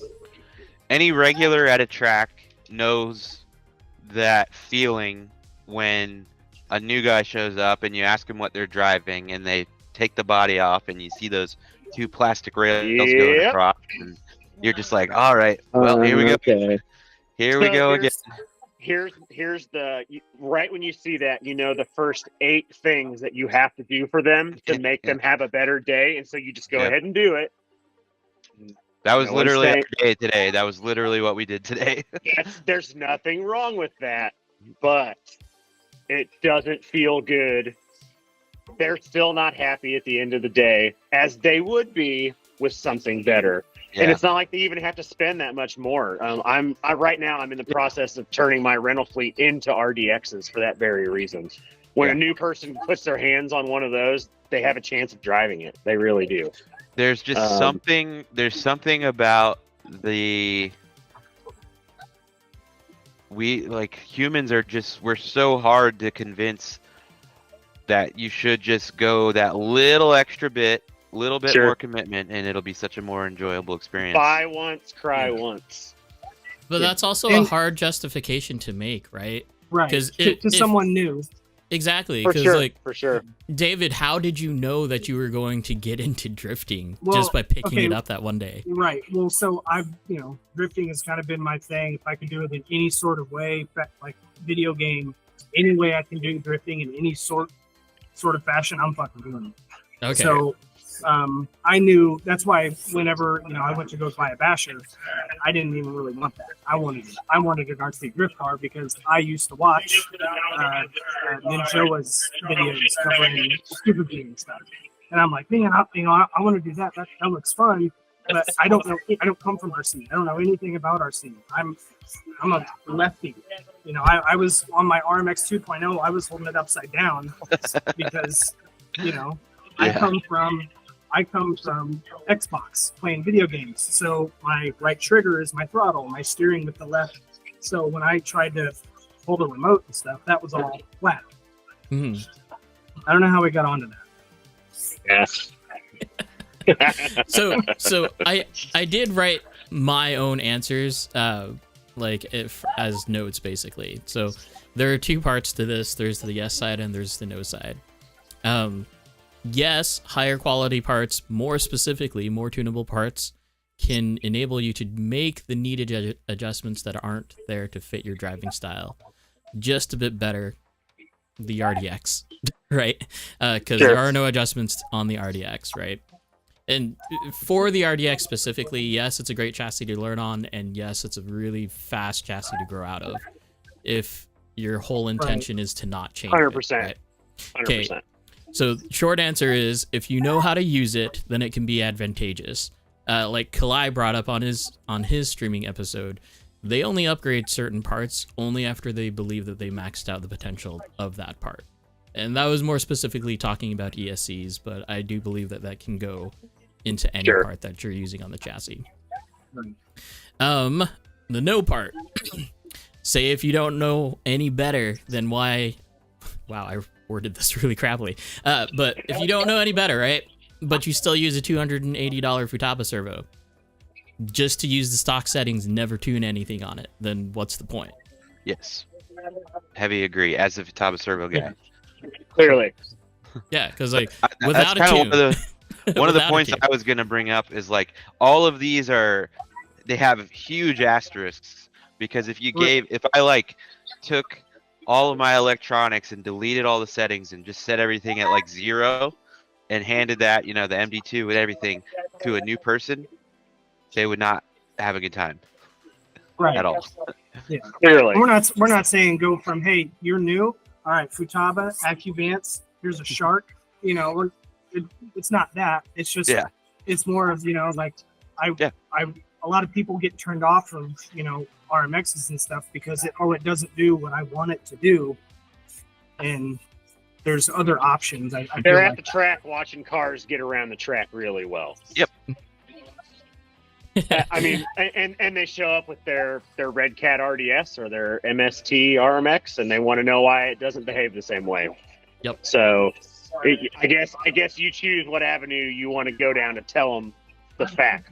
Yep. No, 100%. Because there is the buy once, cry once situation, right? Sure. And it's also, that doesn't mean that they've got to run the Futabo servo and all that stuff. But clearly there's a middle ground between the RTR electronics and I mean, like a hobby wing ESC and motor with like a Rev D gyro and servo and an RDX. I mean, it's a machine. Dude, I'd be happy with that. Works great. Yeah, works great. We've talked about my first car a lot on the show, but it was this plastic YD2Z with the hobby wing just stock setup and a very basic AGF RC gyro. It's nothing crazy. Yep. So it's a great car. I don't know if it's on the track behind David right now, but there's a red SN95 that slides around, and it's a stock plastic RDX. And up until 2 weeks ago, all this guy did was he showed up with a RMX 2.5, having a bad time, wants to know, hey, what's the best bang for the buck here to make this better? And we literally said, snag an RDX.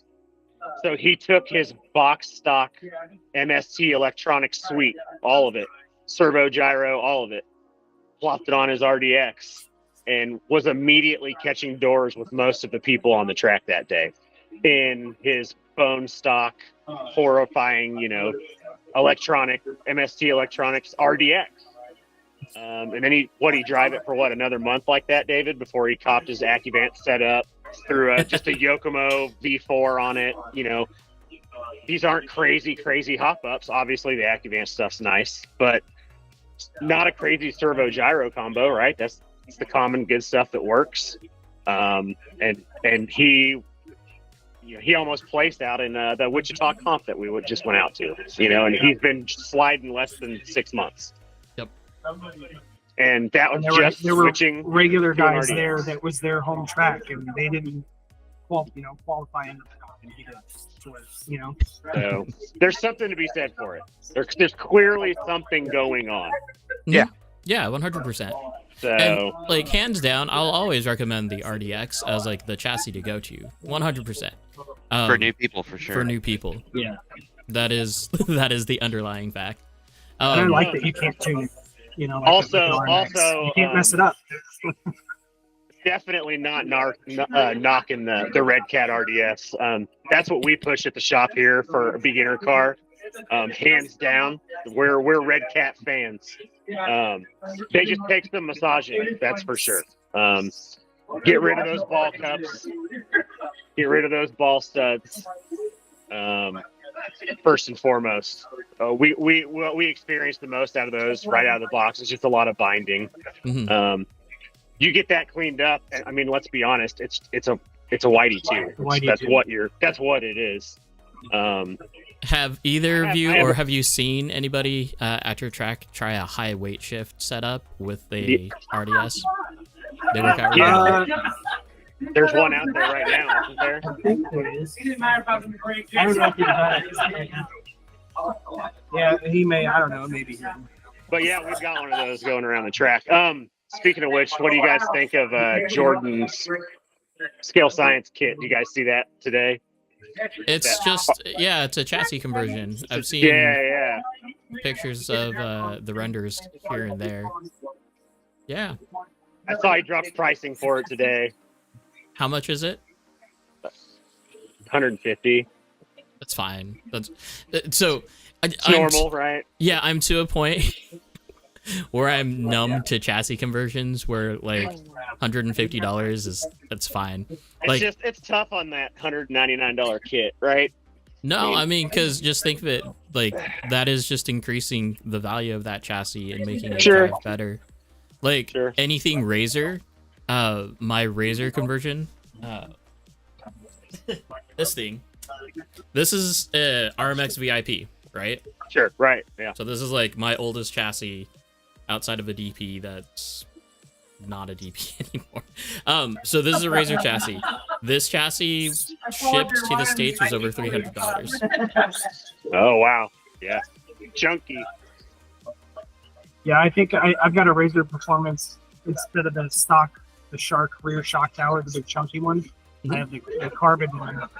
I think it was like almost $50 to get it. Yep. The Galm Yogi conversion, same idea. It was $280 something shipped to the States.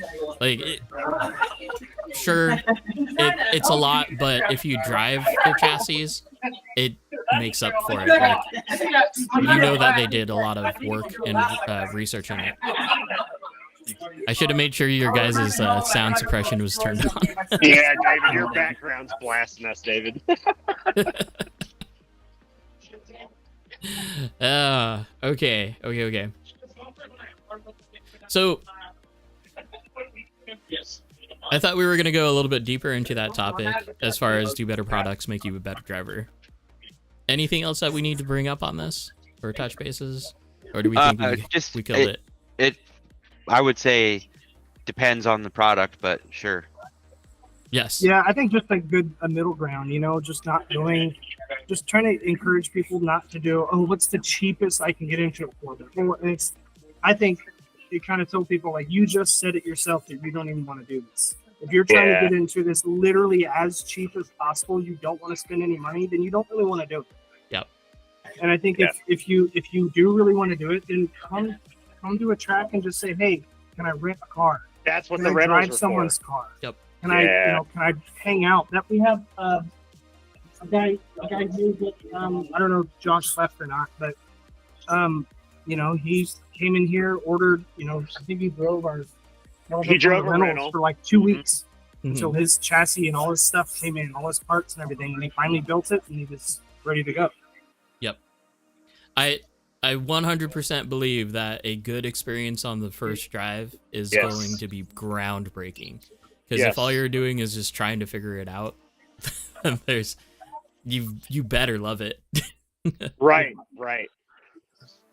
Let's see. Mile High said he just saw it in person today for the Scale Science chassis. Forged carbon makes it looks way nicer than the Red Cat carbon fiber. Yeah. I probably agree. I'm a forged fan. Now, my only problem with forged is that I can show you actually. Hold on.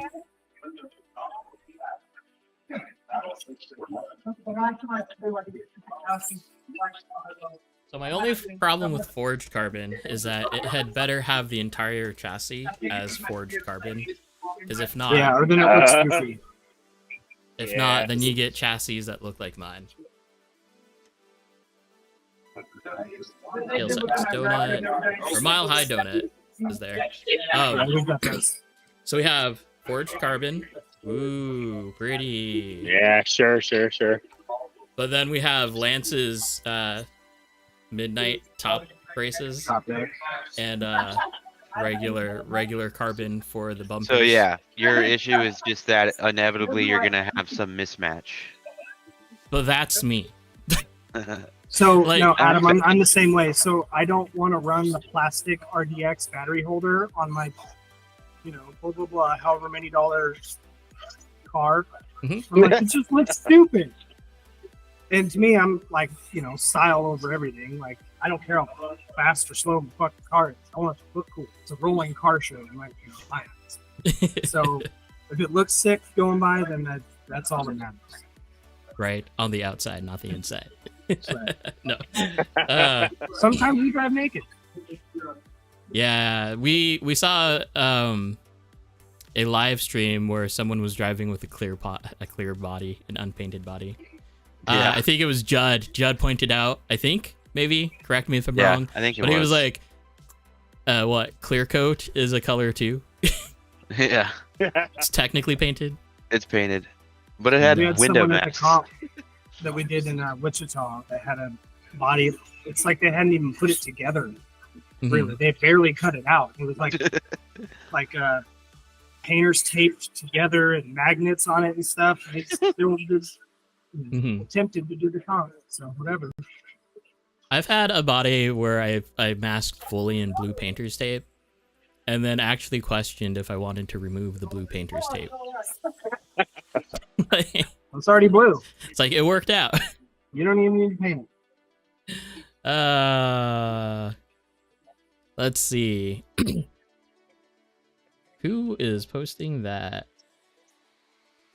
Jose, you should post those pictures in the Roast My Rig so I can make fun of you for it. Wonder Woman livery. Just out of the glow in the dark grape ape donut. What? Do you have glow in the dark donuts? If so, I want one. Yeah, Mark, what do you hold? Why are you holding out? Okay. Let's see where are we going. Let's go to liveries, because you posted your livery, David, a while back. There's no uh-oh. You Where said, can I see a picture of this? This has been a hot topic with old David past week. I need a picture. Well, it's okay. If we want a picture, then I need you to repost a picture, or just show it. Me? Yeah, Dave. Livery, or? Well, okay. So let me actually preface this, because at least I'm pretty sure it was you who took your CarX livery and then sent it off to someone and then had it made, right? Forza. It was in Forza. Yeah. So like that's actually, I want to talk about the process, right? So, but do we have I know we have a picture of it, but I'm gonna have to scroll up. Okay. You want me to post it in general or? General's fine.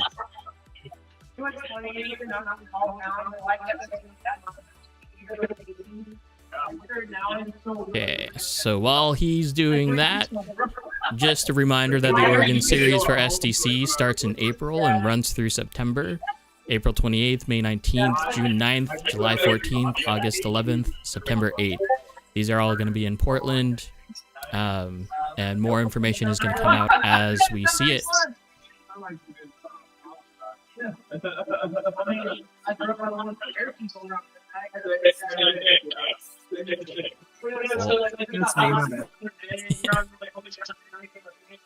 I'm kind of surprised that headset's picking up that much noise. Usually me too. They have it like built in. When the cars were just going and no one was talking, it was fine. But now everyone's kind of winding down a little bit. We're all just bullshitting. Yeah, wow. we're getting outside chats saying that there's a lot of echo. Yeah, let's just mute when we're not speaking. Gotcha. Okay, so let me go ahead and get these pulled up here. There we go. Okay, so we've seen these pictures from a while back ago, but now let's talk about it a little bit more in depth. Oh, yeah. I remember this. I'm just going to get all of these open in the browser so I can just flip through them. There he goes. Yeah. It might be better up here.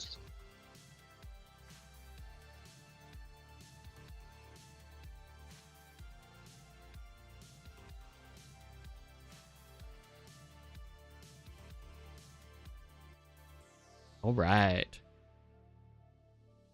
Let's try that.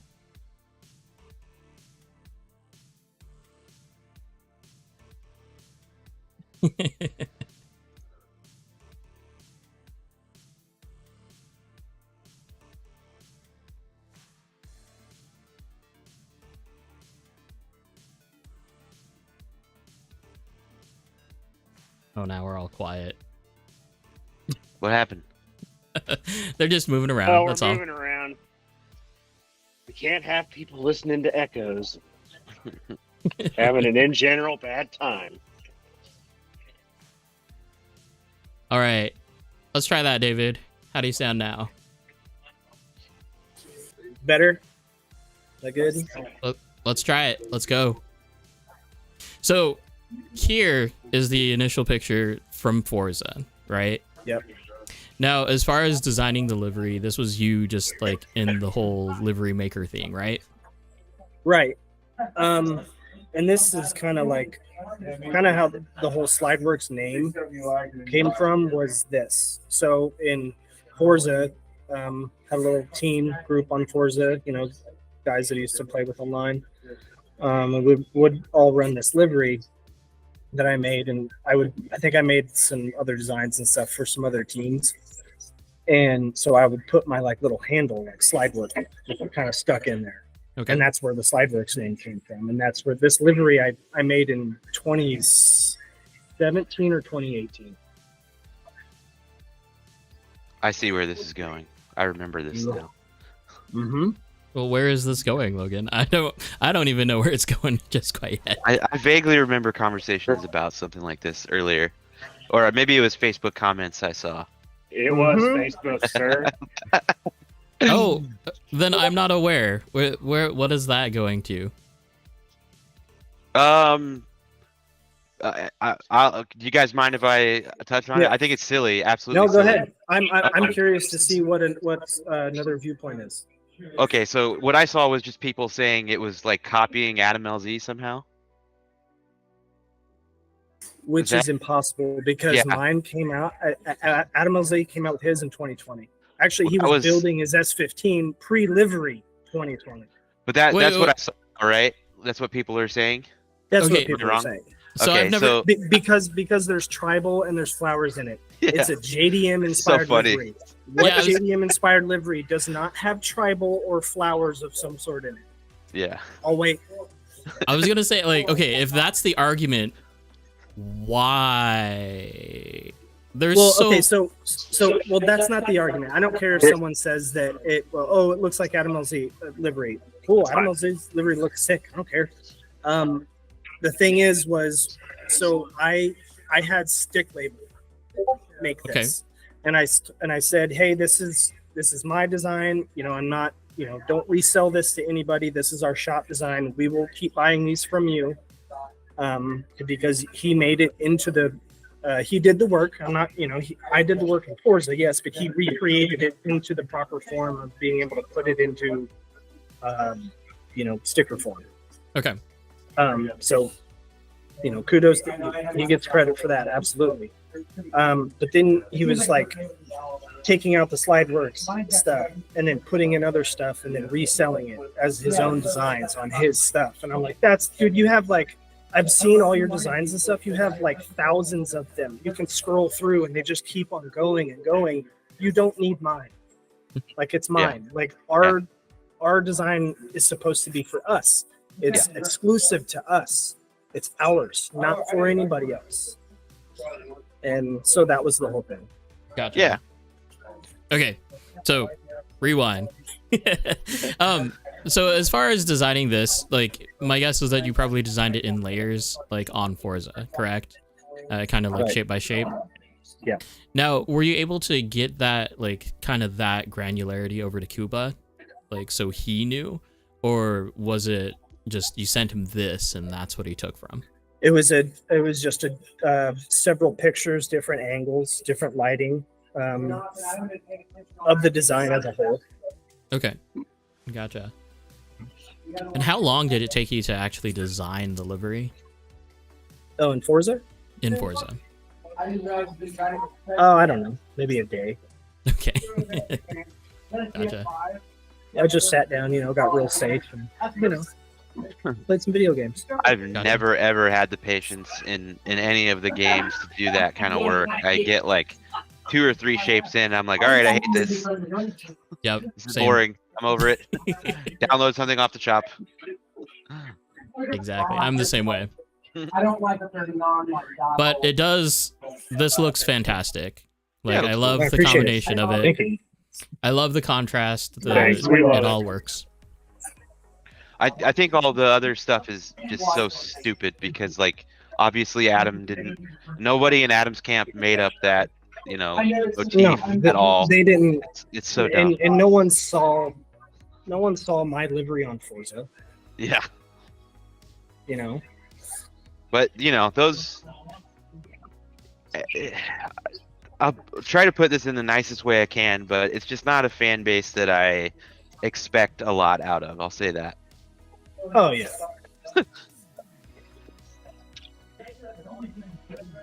That's all that I really had for the whole livery thing, is just trying to figure out how you went. Oh, actually, what was, like, do you know the turnaround time for Kuba? Like, how long it took him from the designs to real life product?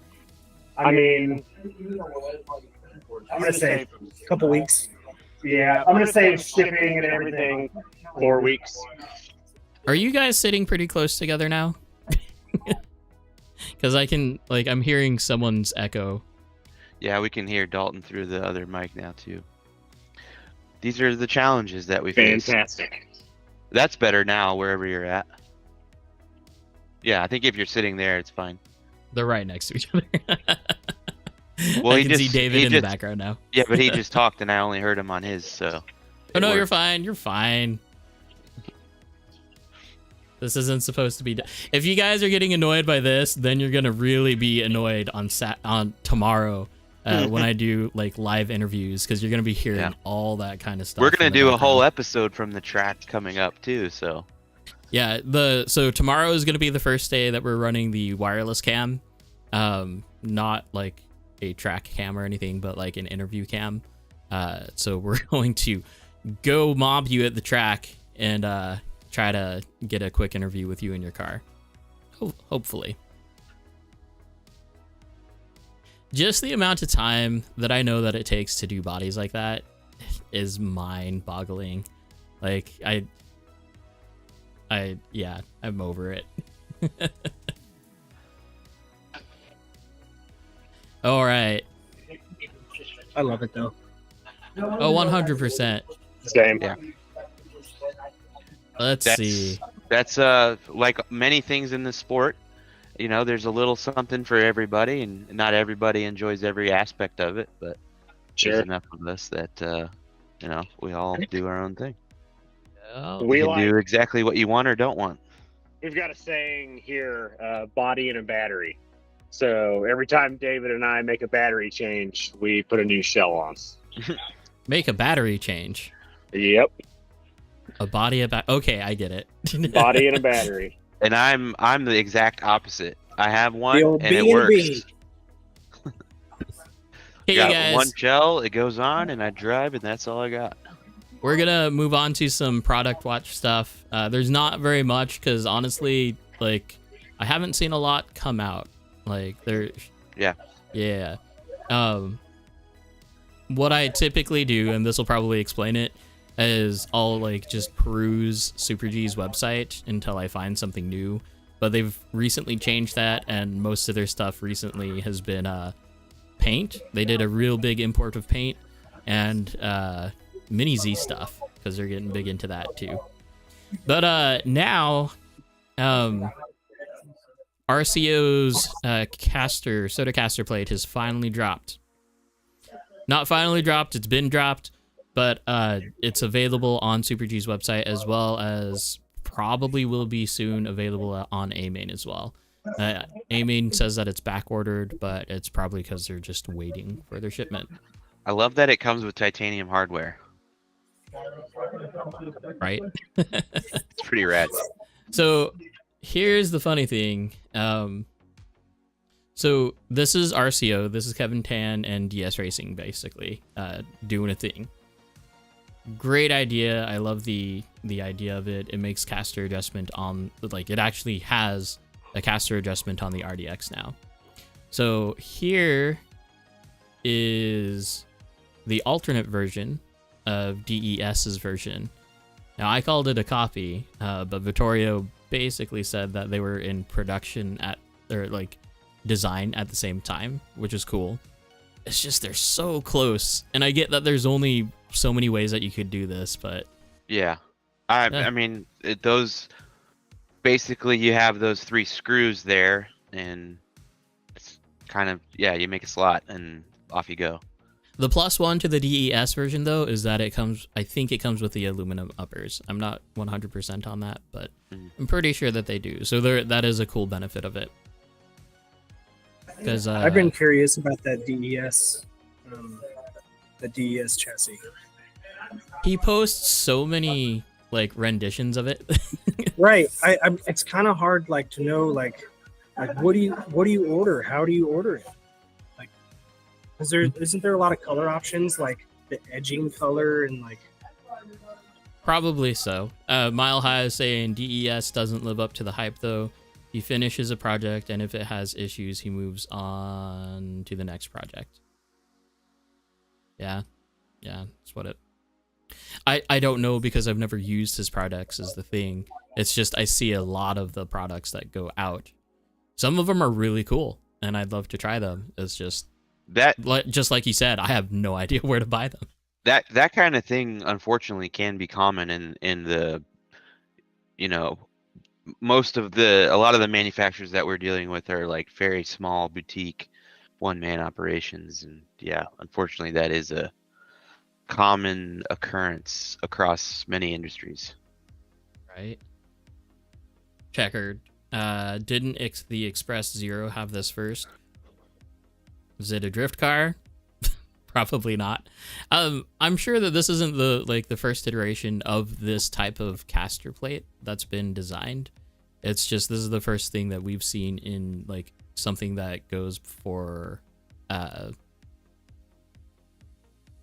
the RDX. Rockbait RC distributes DES racing. Okay. The BND VN1 was a great idea, kind of flopped using HSP parts. Yeah. BND is kind of like a thing, and then it disappeared. Like, I had a few of their Spurger covers, and yeah, they didn't use normal screws for that, so I had to make some alterations to it. Lance had the aluminum front bumpers from them. They were okay. That's about it. Too much zoom. How often are you changing caster? It depends. It's just really just a setting. Yeah, I think this is just to be able to do anything, right? So, but caster change is a very, very important part of the mix, though. Right. I will switch in between low caster and high caster, just to play. Right now, there is a point and a point and reason to match your style as best as you can. Right. So some people that don't like my style is going to be a more high caster driver than what I am. But then what again, what is the RDX at stock? Does anybody know? It's like 3. It's very minimal. So and okay. That's why it's like such a good chassis. Like it's a very agile chassis right from the get-go. Yeah, that's part of it. So if you can add a little bit more caster to that, which these caster plates do that, you can kind of tone it down, especially with like if you don't want to put a ball diff or like a CLSD in the rear to calm down that transition, then you can do this and it'll probably help the same way. Lance still have them, the bumpers. Don't run them too bulky and stabby. Yeah, their Spurger covers were stabby too.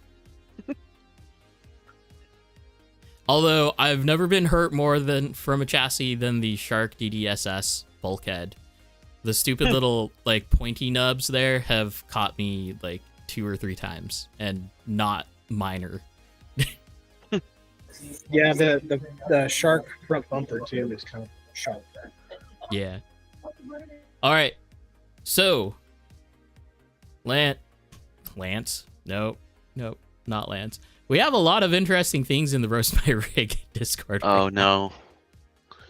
I mean, we have a lot of real cars in there. But we're also actually... Let's pop over to their Dalton and David's chassis while I eliminate some tabs.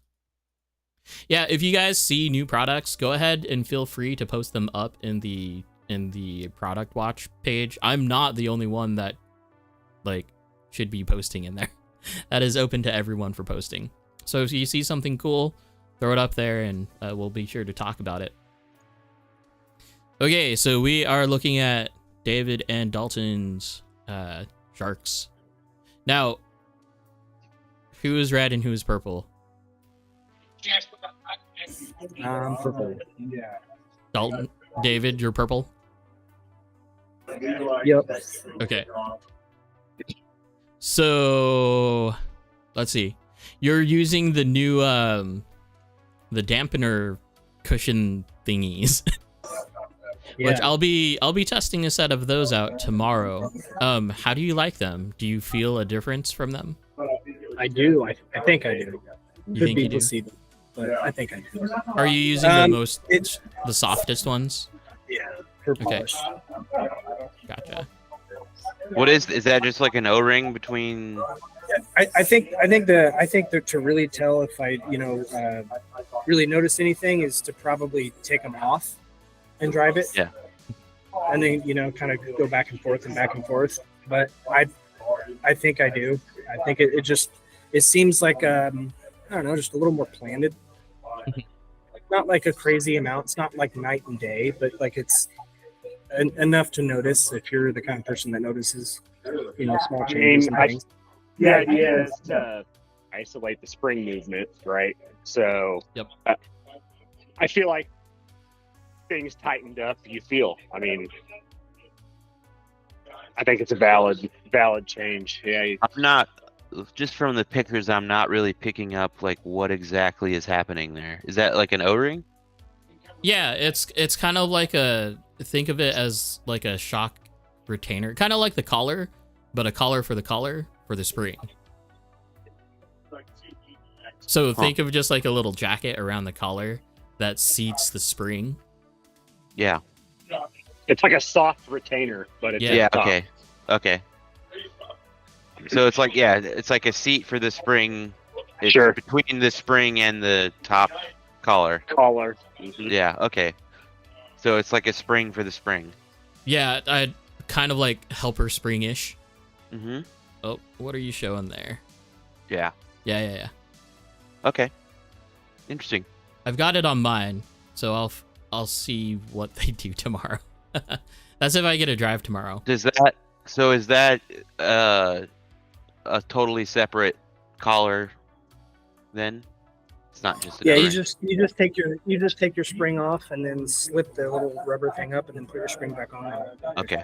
It's like a Gotcha. sock. Okay. Cool. Yeah, it's like a gasket. Yep. I'm getting it now.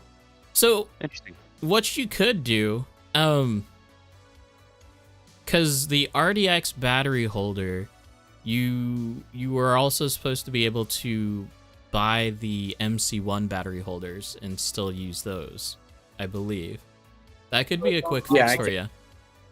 Yeah, I think that's what I'm probably gonna do, just so I can go with the kind of some aluminum options, just because. Mhm. And then kind of really see if I can connect it so I don't have the taco. Yep. Yeah. Oh, geez. Yeah. You're now just noticing that. Yeah. So, okay. And we've got the Yokomo arms front and rear. I'm not a fan of the Yokomo fronts. The way the articulation is, because of how they're perpendicular to the arm, just never felt that great to me. There's enough droop, but it kind of binds once you're at its limit, and it does weird things. So I've never ran anything else, so I don't know. This is what I know. I know that I kept on giving parts away, and basically I ran into a situation where I was like, I need more blocks. Dang it. Yokomo I gotta rear be arms. honest here. I'm not really seeing a whole lot to roast. You guys What? even got the token fingerboard in the background. My wiring isn't the best because I just put this thing together and I'm still trying to figure it out. Yeah, fair enough. What rear shock tower is that?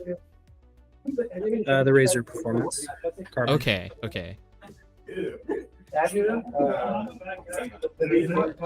Then we come over to Dalton's.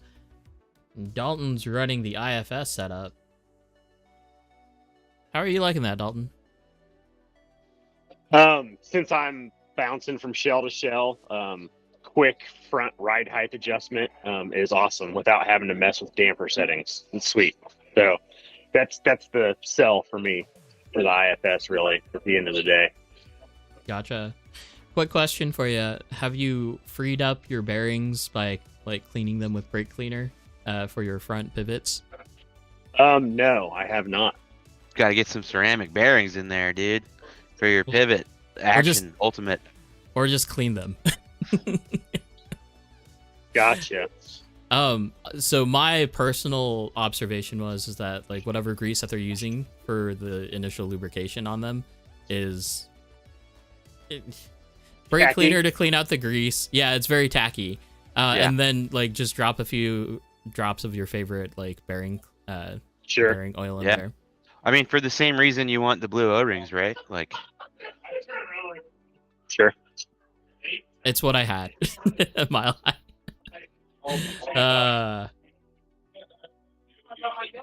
But as far as IFS goes, yeah, I like tried and true traditional shock stance for me. And are you guys running 3 or 4 gears? 3 gear. Gotcha. And by chance, are you? You know, a lot of people have been roasted on the show for mismatching aluminum, but I think you've done it in a that's like very tasteful and specific. thanks. Looks good. I don't feel like I see the mismatched AccuVance Fledge cases No, very often. So, it might be the first time I've seen it. I don't get around much, but I think there's like rear views of them too. Yeah, hold on. Well, since we're talking about yours, let's get to it. I almost didn't even notice that you were like that at first. It looks good though. I like I it. appreciate it. Okay, here we go. Rear view. So this is interesting. You guys are running your sharks. Well, so Dalton, you're a little bit different. You're running your shark with a forward motor position. Yes, and your sir. ESC sitting right behind there. I guess that's kind of the same either way. Like, as far as the motor to ESC. Yeah, like what's your weight balance set up like this and your weight overall? It's 68% rear sitting right there as it sits. I think it's was it 930 grams on the rear. So almost that 70-30 everyone talks about. What's your all-up weight?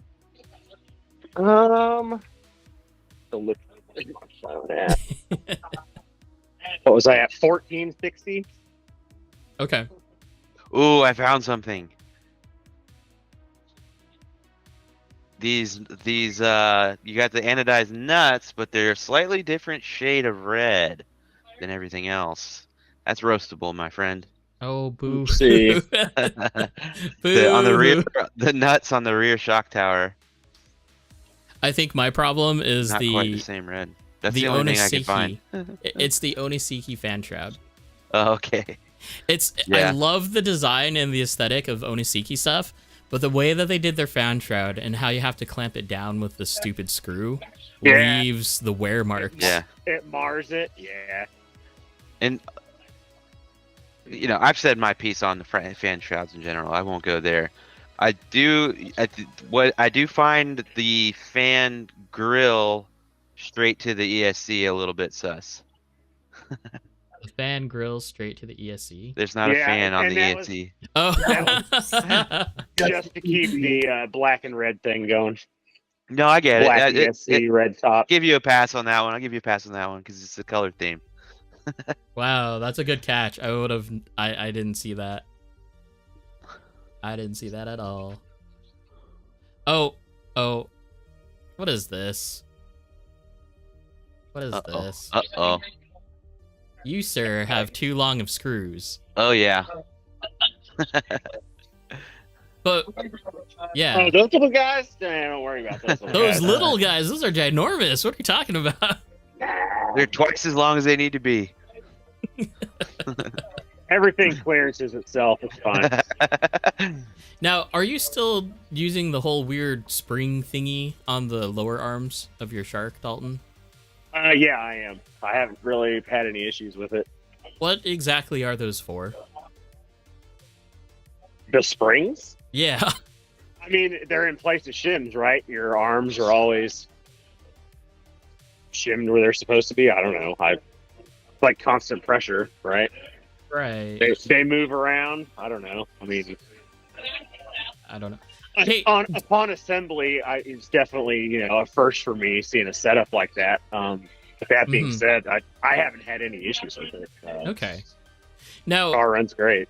Do you know what the rear toe blocks are equivalent to, in terms of Yokomo blocks? I do not. Okay. And you are running active toe on this. I know they're a lot wider than like a Yokomo block. Yeah. Even like the 8 or 9s, 7, 8 or 9s. Or sorry, Rev D. Rev D makes 7, 8, and 9 now, or 8 and 9, which are really, really wide. So you are running active toe, Dalton? Yeah, I am. Have you found and felt a positive difference when? For me, yeah. Corner exit speed. Hit mute, David. Jesus. Yeah. Corner exit speed was huge for me once I got that. Hey Logan, you want to ask your questions about fingerboards and RC drift again? So you guys like fingerboards, huh? No, I love it. It's so funny that it always crosses over. I've been doing playing with tech decks and stuff and skateboarding since I was in 6th grade. Right on. It's a thing. Literally every shop we've interviewed has fingerboard stuff. I mean, it is a big following, and technically, our generation was the generation of tech decks. That's true. And I think PDX was the only shop I knew of that didn't have any fingerboard stuff. And last week, Phil brought in a bunch of fingerboard stuff. We were at Scale, and we ended up we gave them a rail that we bought to just kind of show up with and kind of mess around with, and we just left it there because they even had a little mini skate park set up at Scale and stuff. So it's a Scale. Brown Rose, Bart. It's a Scale thing. Yeah. So this is cool. Mile High, Pokeball, Spur gear cover. But yeah. I need it in carbon, behind. Is it a Pokeball or is it a POW ball? It's a Pokeball, and it's a PAL sphere to be correct. Okay, this is gonna be absolutely roasting myself, but guess how many hours I have in PAL World right now? Oh no. It's not that bad. 100? No. 50? Yes. Okay. That seems respectable. It's not bad. I've been playing Spider-Man 2 all week. Yeah. I've been hearing good things about Spider-Man. I'm playing it. I'm finally it's the first game I've actually played on my PS5 that I've had for 2 years. It's pretty good. Okay, I'm trying to scroll back to the things that I want to look at here. Okay. So here we have new user CKHS1. I'm not sure who that is, but that's okay. But we have the shark here. Another fully built, full Johnny. That's a full Johnny. Full Johnny. Well, we got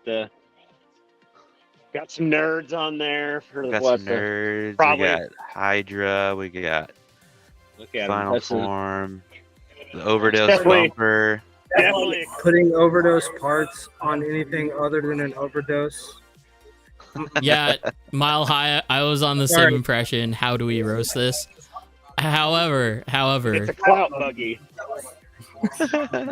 the blue titanium screws, and then there's this black one, the black steel screw.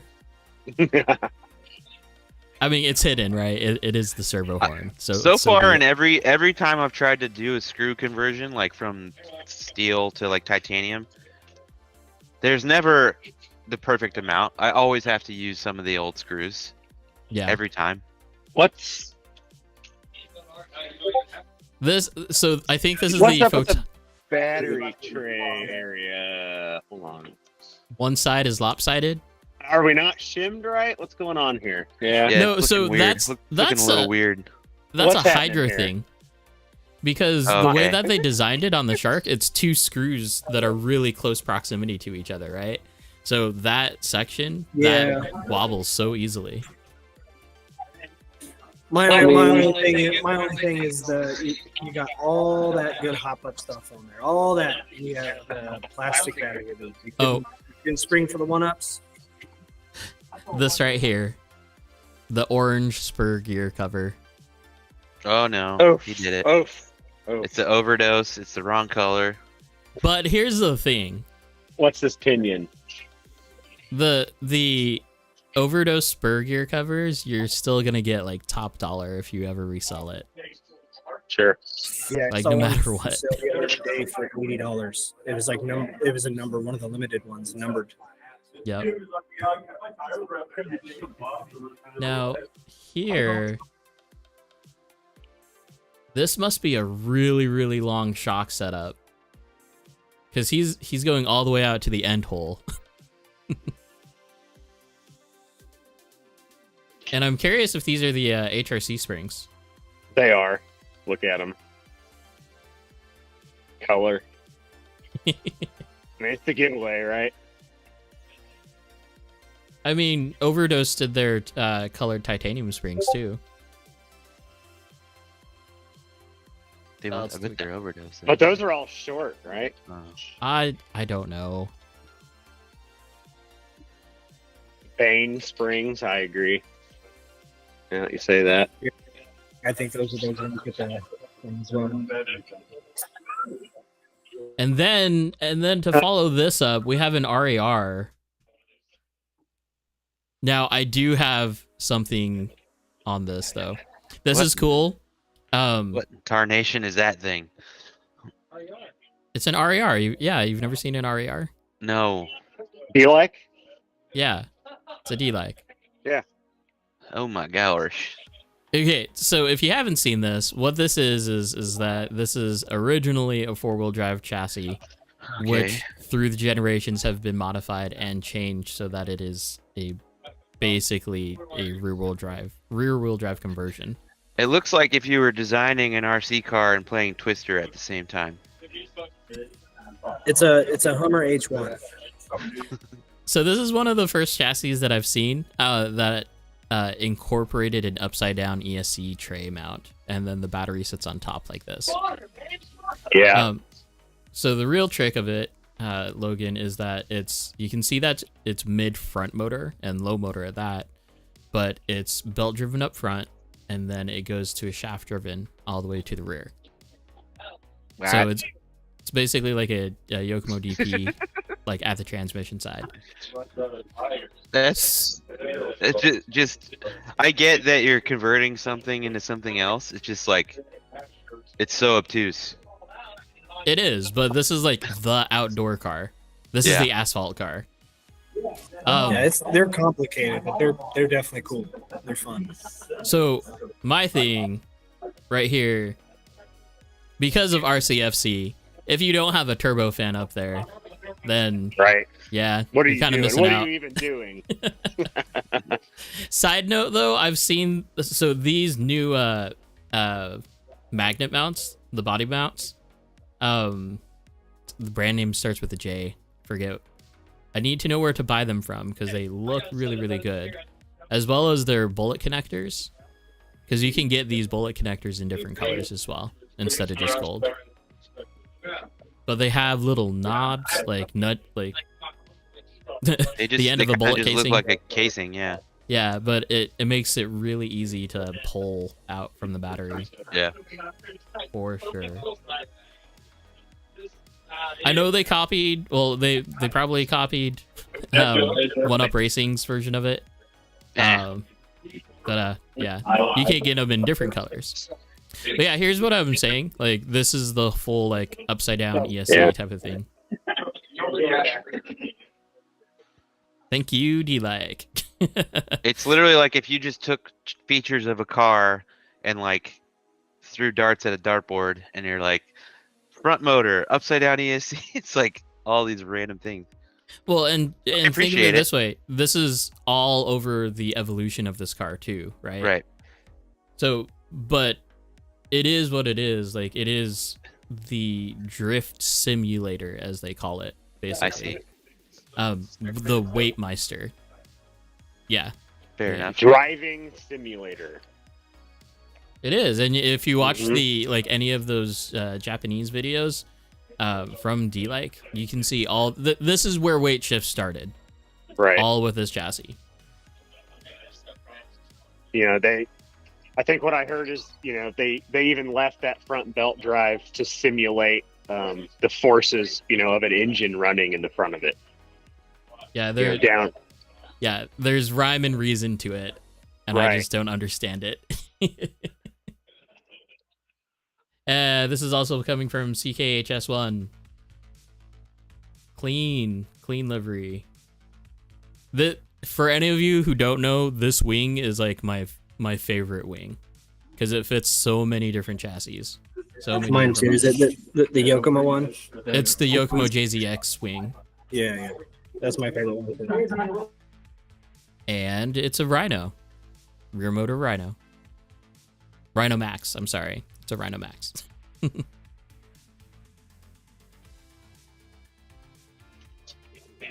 Be sweet. Yeah, clean. I mean, all of these cars are really clean so far. It's a nice damn rig. Yeah, those are really cool. I like that you can put like the 3D printed engine bays or engines and stuff in them. Yeah.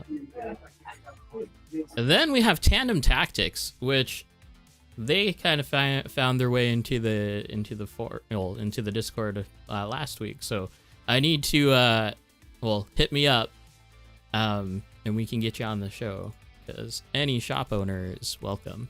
Okay, this roast is pretty instant and easy for me. Like, we can't really see the car at all in any of your photos. We need to see the details, my friend.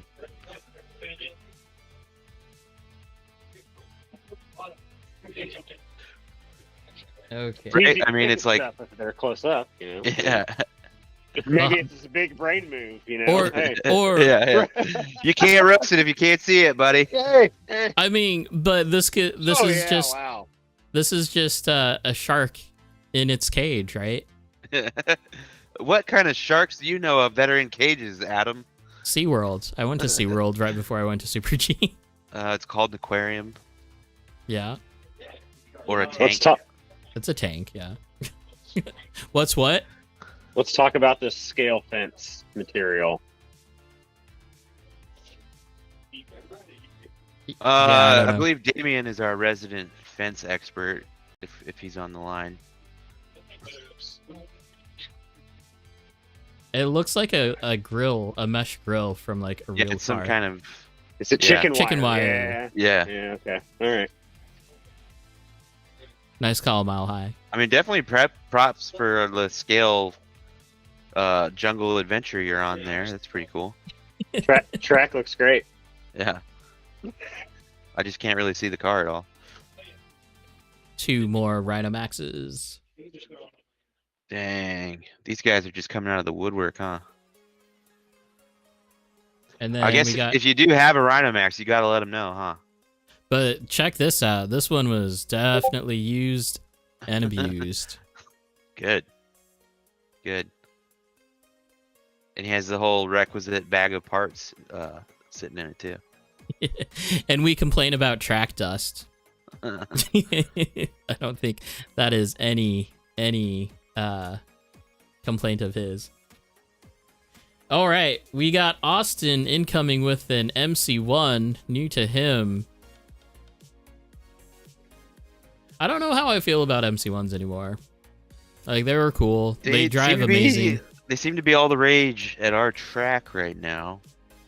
They drive amazing. It's funny. Yeah, I remember when I got was getting out of my RMX, and I was looking to get into just whatever chassis I could get into that was an actual kit, and I got a ZX. What I wanted was an MC1, and at that time, about a year, just about a year and a half ago, like they were impossible to find. Thanks for coming out, buddy. Because that was the hot thing, and I was like, oh well, and also I didn't even know like enough about it where I'm like, oh, if I get an MC1, I don't even know how to put it together and what parts I need for it. Yeah. I think we have, because many of us are fairly new to the sport within a year, I would say. They're kind of like having a second resurgence of us like discovering them. So there's a few newer guys at our track that have them now. It's probably the RDX, honestly, that they, Yeah. Rev D is, Yeah, RDX. exactly. And they're like, oh, wait, they making a carbon one? Cool one? Oh, okay, Yep. What's the next level of this RDX that I could get? Which came before the RDX. Which came out before Yeah, it. but really, I mean, isn't an RDX just a plastic MC1?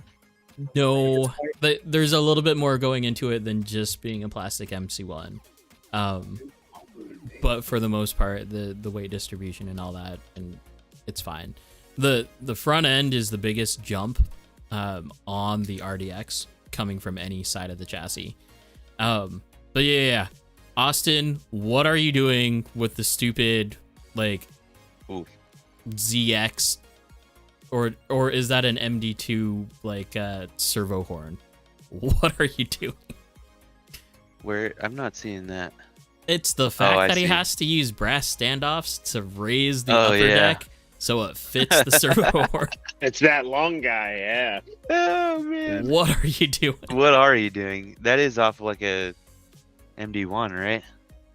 I don't know. Like MD1, MD2. Well, Not no, MD2. MD2 changed it. ZX had a weird one too. That's probably what it is, the ZX, because that's what the next car is. And what is this? He's in low motor position, which I recommend for this chassis, mid or high. It'll give you a little bit more playful of a car, but Yeah, when I ran my ZX, I ran it all the way forward and I had a rear mount ESC on it. Now, Austin, if you're listening, is this the servo horn that that Yokomo messed up on, where it's like a plastic insert, or does the MD2 have that? No. Okay, so Yokomo made a servo horn where they tried to mimic Yusukani and having the like insert that goes into the servo horn. So you can use different plastic inserts to fit like 23, 24, 25 tooth spline. It's horrible. No, it's full aluminum. Well, let's get you the right horn. So you don't have to raise your deck. Yeah, that's kind of silly. But Austin, he loves his standoffs. I like brass standoffs. Here's my thing. This is gonna sound weird. It doesn't even make sense. I think a perfect brass standoff is when you just have the one. I don't like when you have to stack them. I would like a different solution there. Yeah, like I don't think that in my opinion is. I wouldn't do that. Why raise a deck just to raise a deck? We just talked about it. Because they had to clear the servo horn. Yeah, look at this ginormous thing. That's just absolute. Actually, if anything, that's probably doing some weird things to the speed of the wheels, probably speeding it up in the end. So it could be helping him. It could be helping him if it's driving right. He was liking his shark a lot more today, so I don't think so. This is a bell crank, by the way, not a slide rack. Which is easily confusing because the Rev D bell crank looks like a slide rack, like from the front. We've got a BL Pro 4 probably as the ESC. Yeah, it is. But he doesn't have a tuner. He has no way to tune the ESC. So there's that. So I'll bring this up again. The coolest thing about the Yokomo ESCs, besides having really, really good power delivery, is the fact that the fan doesn't run when it doesn't need to. It will automatically turn that off. Full AccuVent's on the way. Honestly, I'd give this electronic setup a good rip and see how it does. But like, get the programmer, because there's a lot to be had with the Yokomo electronics outside of catching on fire. Jeez. It's not exactly encouraging, Adam. Well, I mean, it's a thing. Like, it is a real thing. Like, has Rob Nick told you? I'm pretty sure it was Rob, how he had an RPX2 up in Seattle, and it basically caught on fire. Nope, I haven't heard that one.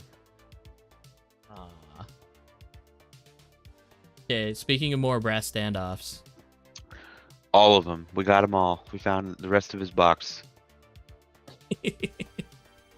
You know what's unfortunate? It's running out of brass standoffs, or the right size of standoff.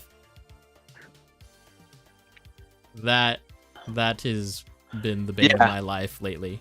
I've been kind of looking at, like, I want to just buy like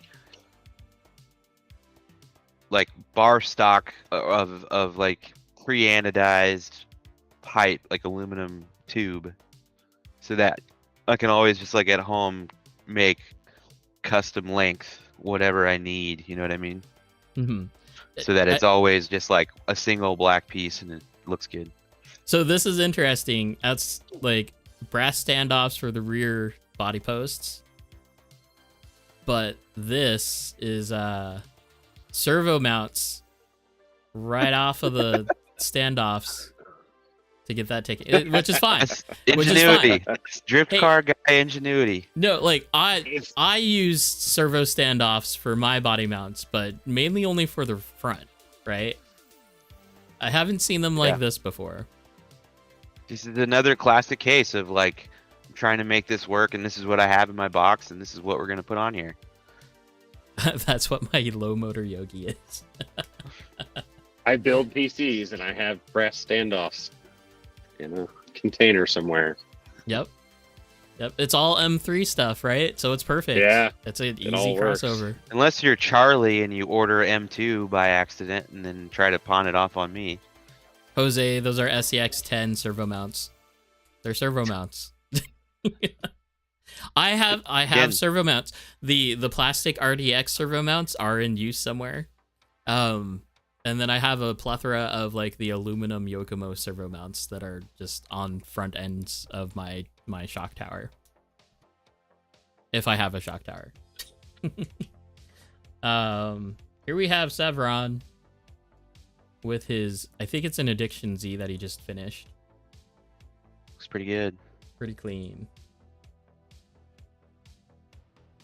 I think it's just too clean. Yeah, I mean, red out is just not, it's not my thing, but I appreciate it. It's the Wrong colors around here. Yeah. Well, I don't know. Hold on. It's got to be the right ones for tomorrow, right? Because we're going to run the Super Bowl, right? Yeah, that's true. Chiefs. And now, apparently... Oh, the guy from KC is like, we're in the Super Bowl, right? Yeah. We don't give a shit about football. So now we're into apparently real car territory. This is Jose's. Oh, man. Oh, we Yeah. Guys, we don't have to do this. We don't have to do roast my actual car. But that's the Ford Escape ride height option. Yeah. Nice fitment, bro. Yeah. And then we have Spencer's. Ford Escape, right? I love that. Definitely hopping Oh, curves with that. So good. Yeah. Well, if you ask him, it's a rally car. Oh, yeah. Yeah. Okay, so this is Spencer's Focus. There's another rally car. And then this is his Mustang.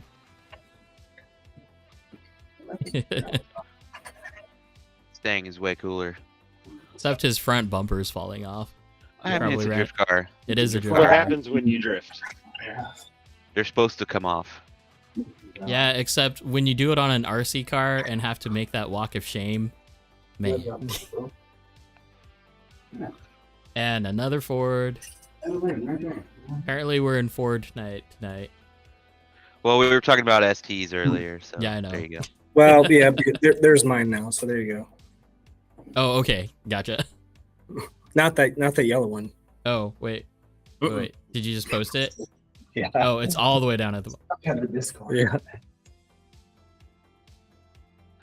yeah, very Euro. Yeah. That one's mine. And then, yeah. Right on. And because it gets that low, Are you static or on air? static. And this is why. Oh, here we go. Hold on. This is Oh Mhm. no. Oh no. Rutro Shaggy. Yeah. That was fun. Mile High. It's a Ford. Then see. You got yourself a new inspection window there. Oh, yeah. Gotta. Yada's always the answer. Do, do, do, do. Oh yeah. Oh yeah, you did. Nice. Okay. Back to RC. This is an What RC are you podcast. doing? What is this? Just because you have an Accuvant sticker? Ah, this is what the RTR Yokomo. Yeah. This is very Jose Yeah. or Brian, however you want it. It's yeah. It's like wish.com wish. It's not even wish.com. I'm Wish late at to the home. show. Maybe y'all already spoke on the SlideworX track, but I just wanted to add those guys rip. The space is small, but they lay down dope lines, and the vibes are OG skate shop proper. Back to the skate shop vibe. There's his skating again. We appreciate you, Rob. The leaked Accuvant setup. Jose, you can't fool anybody with that. Not at all. Although, what is this aluminum shock tower off of? Because it looks like it's a Drift 15 house part from way back in the day. It looks like didn't Marcus sell a chassis like that at some point? Oh, he did have a fully like he deanodized and then polished up the entire R chassis. I'm wondering if that's it. Yeah, Racing made an aluminum shock tower like that. Oh, yeah, probably because Yeah, I it's think they did. Marcus's. Call it the blinder. Marcus stripped and polished. Yeah, whoever goes through that process of actually stripping and polishing, man, Props you to you. have way more dedication than I will ever Yeah. have. No, thank you. I wish I could get all my. I mean, I like my purple, but if I could get it all just like raw aluminum, just silver, I think that'd be what I'd do. Yeah, it's kind of a hit or miss because like, well, for me, because like the first generation of the MC1 or like the Rev D stuff was just all a solid color, and now they have their SE stuff, which doesn't stand for second edition; it stands for shiny edition. But they have Yeah, their the double shiny lip. edge. Yeah, the shiny edge. Yeah, I don't understand that. Although the best chassis that I've seen that does it right is the version. So it's the Rhino Max version 2 with the first cut of it with the black and the red. Oh yeah, Like that chassis is by far like if someone else did that, I'd be down. I'd be down for that. Okay. Ooh, Jake's new comp chassis. The body or No, the one you were just looking at. I was oh, joking. that's Jake's new comp chassis? Yeah, dude. Yeah, I don't know about that. I dare you, Jake. You won't. Jake and I have like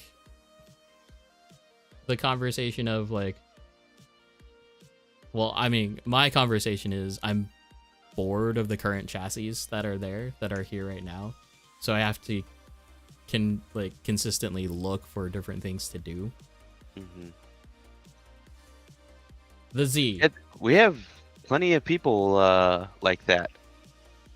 They just can't. It's chassis ADHD or whatever. Chassis ADD. Yeah, I don't know how people drive multiple chassis. Like Adam, you said you have, MSTs, Shark, Galm, or multiple different things. I've got my one car with my one set of electronics in it. I don't know how people drive several cars and go back and forth. Mm-hmm. And that can be a thing. However, like, as long as you know like your tuning style and like to try to get it to your style, then it makes a little bit more sense. But I know what you're talking about, like, because none of my cars drive exactly the same, especially my Mini. Like, if I go driving my Mini or my high CG Mini and then switch back to like my big cars, then it's absolute nightmare. So Elliot here has the suicide wheel, and I believe that is a prototype Aerowolf anti-tip plate. Yeah, so this is cool. Aerowolf getting into the game of our little 1/10 scale scene. Pretty neat. I think it it's a good market for him to expand into. Chris, if Chris is listening, which I don't think he's in the chat, if he were here, I'd want him to post pictures of his car, of his Subaru. I have pictures of his Subaru, but yeah, I'd have to go dig for them. Rod and Legend posting up his Shark, or at least Shark front end, talking about mismatched stuff.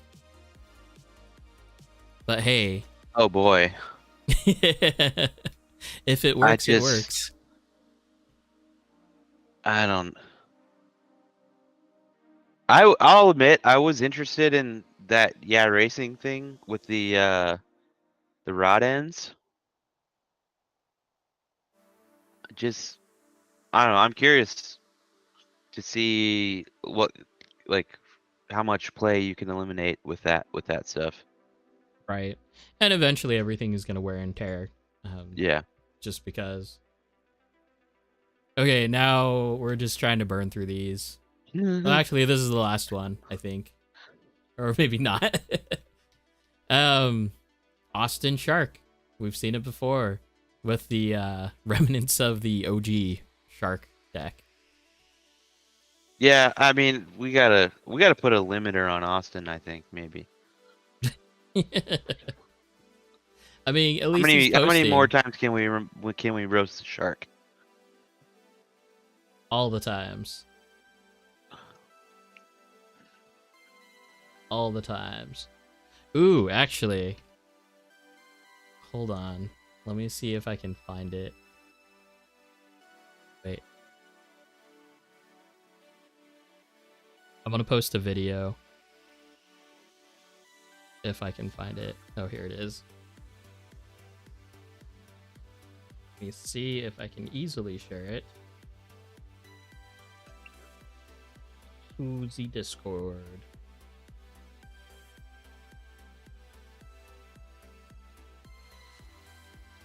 Okay, so this is gonna be pretty funny as long as we can see it.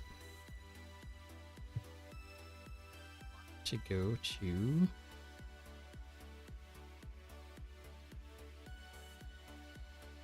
And I'm gonna post it in the general, which you guys should just see it on here.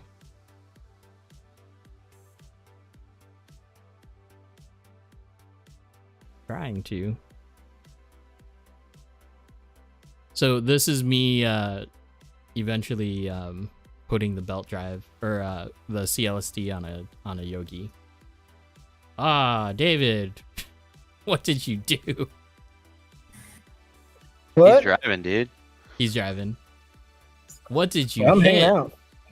So I was on the way to work and bumper to bumper traffic, and a truck dropped a cinder block out of the back, and I couldn't go left or right because there was cars on either side, so I just had to hit it. I had no choice. Is insurance going to do anything about it? I could have paid insurance, but I have a buddy that has a shop that I could just get it done local and Okay. quick. So it was just cheaper to do that rather than pay insurance, honestly. Gotcha. Okay. Hugo.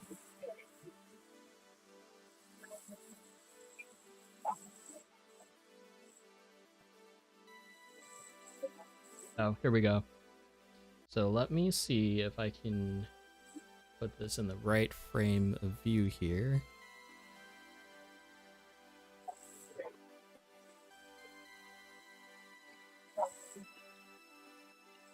Of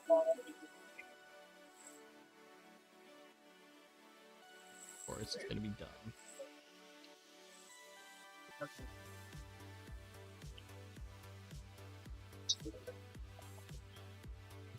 I just want you to show Discord. That's it. There we go.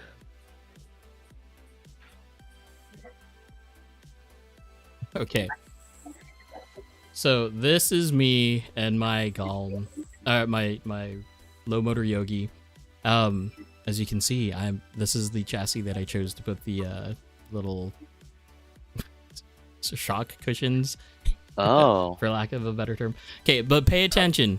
Pay attention to the rear pulley. This is before I glued it. Okay. I can see it. Turning the volume down or off. So this is me boosting, going into boost. The rear pulley is not glued in. Yeah, tell it to stop doing that. Knock it off. Yeah, so I glued it. Yeah. I'm pretty sure that's why Jake was breaking belts left and right. I went through that already on my Shark, and broke belts until I glued it, and I still didn't like the extra belt maintenance, so I'm back to 3 gear. So. See, okay, I've never broken a belt. Knock on wood, but I've never broken a belt. I've stretched belts out, but I've never broken a belt. Yeah, I've never snapped one. It's always 1 or 2 teeth just get wore out, and once they slip a little bit, next tooth takes it. Boom, boom, boom. Full screen, David. Hey, takes too much effort to do full screen, Rob. But we'll give him a quarter. We'll give him a quarter. All right. So, you guys, do you guys have any questions for Dalton or David here? We've covered honestly all of the topics that I wanted to cover. Logan, do you have any other topics? Nope. Dalton, do you have anything you want to bring up to the community? I don't. Support your local shop. Get out. Without you guys showing up, showing out, buying stuff, working with us, we're not going to grow this thing. So none of us are in competition. We all need to be lifting each other up, going to each other's shops, blasting each other on media, like lift each other up. This is too small, too hard of a thing to survive in to do it any other way, in my opinion. So yeah, and I think support local. The big thing is too is we have people here. Sometimes we'll hear hey, I ordered this from we know where, and it's like cool. That like where we order stuff is from there. So when you getting it from there, you're cutting us out, and it's like get it from keep us going. It's Yeah. It's hit and miss, with that, but and it's not like it's putting one person out. It's just that make us the middleman, and it actually saves you shipping. Mm-hmm. Like for our people local anyway, Yeah, for sure. Yeah. And for anybody that totally has fair a to shop. ask people to shop with your shop. And I think what a lot what I from looking at what kind of Super G has done, I think that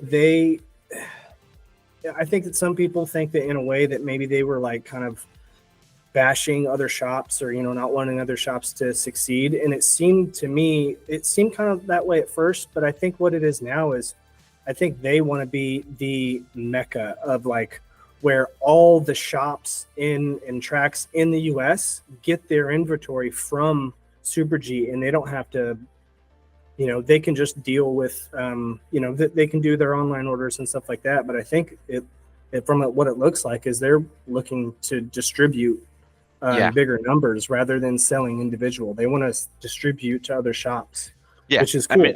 And they've been willing to help us, which is cool. It's a business model that has been done in just about every other industry, and even in ours, like it's basically an A main situation, right? So it's a case where it's a lot easier for them to deal with customers, a small amount of customers that are making large orders than it is to ship out every single person in the country's order every day. So I think it's hard because it's a world where because of the internet it's a lot easier to just sell things to people anywhere. But yeah, that's kind of the way it should go. Is absolutely, yes, so support your local action, because without them you don't have there's obviously examples of places where there's no shop but still a scene, but it's a lot harder to do it that way, I think. And it's like that. It's like that. It was here too. There's how we got started. There's a local, private track in, our buddy's basement. Yeah. And that's how it started. But yeah. Now that there is a track, we still use his track. But if there's not this, that would, that'd be kills really the shitty. scene. Yeah. There's only really people's garages and basements and spaces can only support so many people. And right. The other thing too is, even though this sport is definitely like booming right now as far as growth wise, I think, from my perception, I haven't owned a shop, but I've talked now with several shop owners, and especially if you're drift only, I kind of get the sense that that's like barely viable at this point. Like it just kind of barely works for most people. So definitely supporting your local track as much as you can, for sure. Yeah, it's not just that though. Like you said, drift, specifically into drift, is the hardest thing already, just because it's not the easiest thing to get into. It's not the easiest thing to learn. You can't just buy it, pull it out of the box, and then go jump a 20 foot like kicker, right? Yeah. Yeah. Yeah, it's very niche. Yep. Brown Rose, too much drama in the RC drift community. We all need to be lifting each other up. Yes, 100%. 100%. Even if they're doing it wrong. Like, bring up to them, hey, let me help you, because that's what it should be about. Or not. Like, Is he trying to say I'm drifting like shit right now? huh? Did they? I said, is he trying to say I'm drifting like shit right now? Yeah. All right, you guys. Well, looks like we're cutting this one a little bit early, but I think that's beneficial. I mean, for it's me. still a 2 hour and 40-minute episode, so Well, I don't think we should be aiming to be longer than 3 hours all the time. no. But I have an early day tomorrow. I've got to leave Same. around like 7. Ooh, sorry. Yeah, well, because I'll be there early to set up, right? Of course, yeah. So, and my rig is getting bigger and bigger, unfortunately. Oh boy, yeah. All right. Adam, Logan, thank you guys so much for your time and having us on. Of course. Yeah, Thanks for thanks for coming coming on. on. Thanks for all that you guys do. I mean, Yep. we're on here every week watching, doing what we can, man. Stay in tune, stay in touch. We're kind of out here in the middle of the country, on our own little island, so we miss some stuff. So it's good to. I love that we get the opportunity to network with everybody and talk and get our hands on kind of the whole scene. It's really awesome. So we appreciate you guys for coming on. Inception. We're on the TV in the I was back. gonna say, that does feel weird. Yeah, right. You're on the 85. Now just wait. someone's gonna come up to you and say, "I saw you on YouTube," and it's gonna be like the weirdest feeling ever. Oh, yeah, It's it gonna be really like is. my mother-in-law or something, probably. Let's be honest. Yeah, it'll be my grandma. All right, you guys. But do you guys mind staying on the call just a little bit longer, even after we end the stream? I want to talk Absolutely. about how this approach worked. But yeah, you guys can't see it, but I did the stream a little bit differently so that everyone should have been able to see all the pictures come up live instead of waiting like the 5 to 10 seconds and waiting for them to catch up. Anyways, it's been fun, y'all. We're gonna cut it off here. If you're in the PDX area tomorrow, there's a competition at 10 a.m. Show up. If you're not competing, show up anyway. Support the crowd. It's fun. Last competition was great. The vibe was awesome. Hopefully we can have another one that just like it, if not better. I will be live streaming tomorrow. So doors open at 10. Qualifying is hopefully going to be around 11 or 12, and then we'll get to the tandem battles after that. I do hope to have some like kind of random pop-up interviews going along the lines, like in the intermissions or lunch break. So that should be fun. That'll be new things to try. So you guys stay safe, have fun, drift a lot, and we will see you next week. Later. Come see us out in KC. Yep. Someday, hopefully.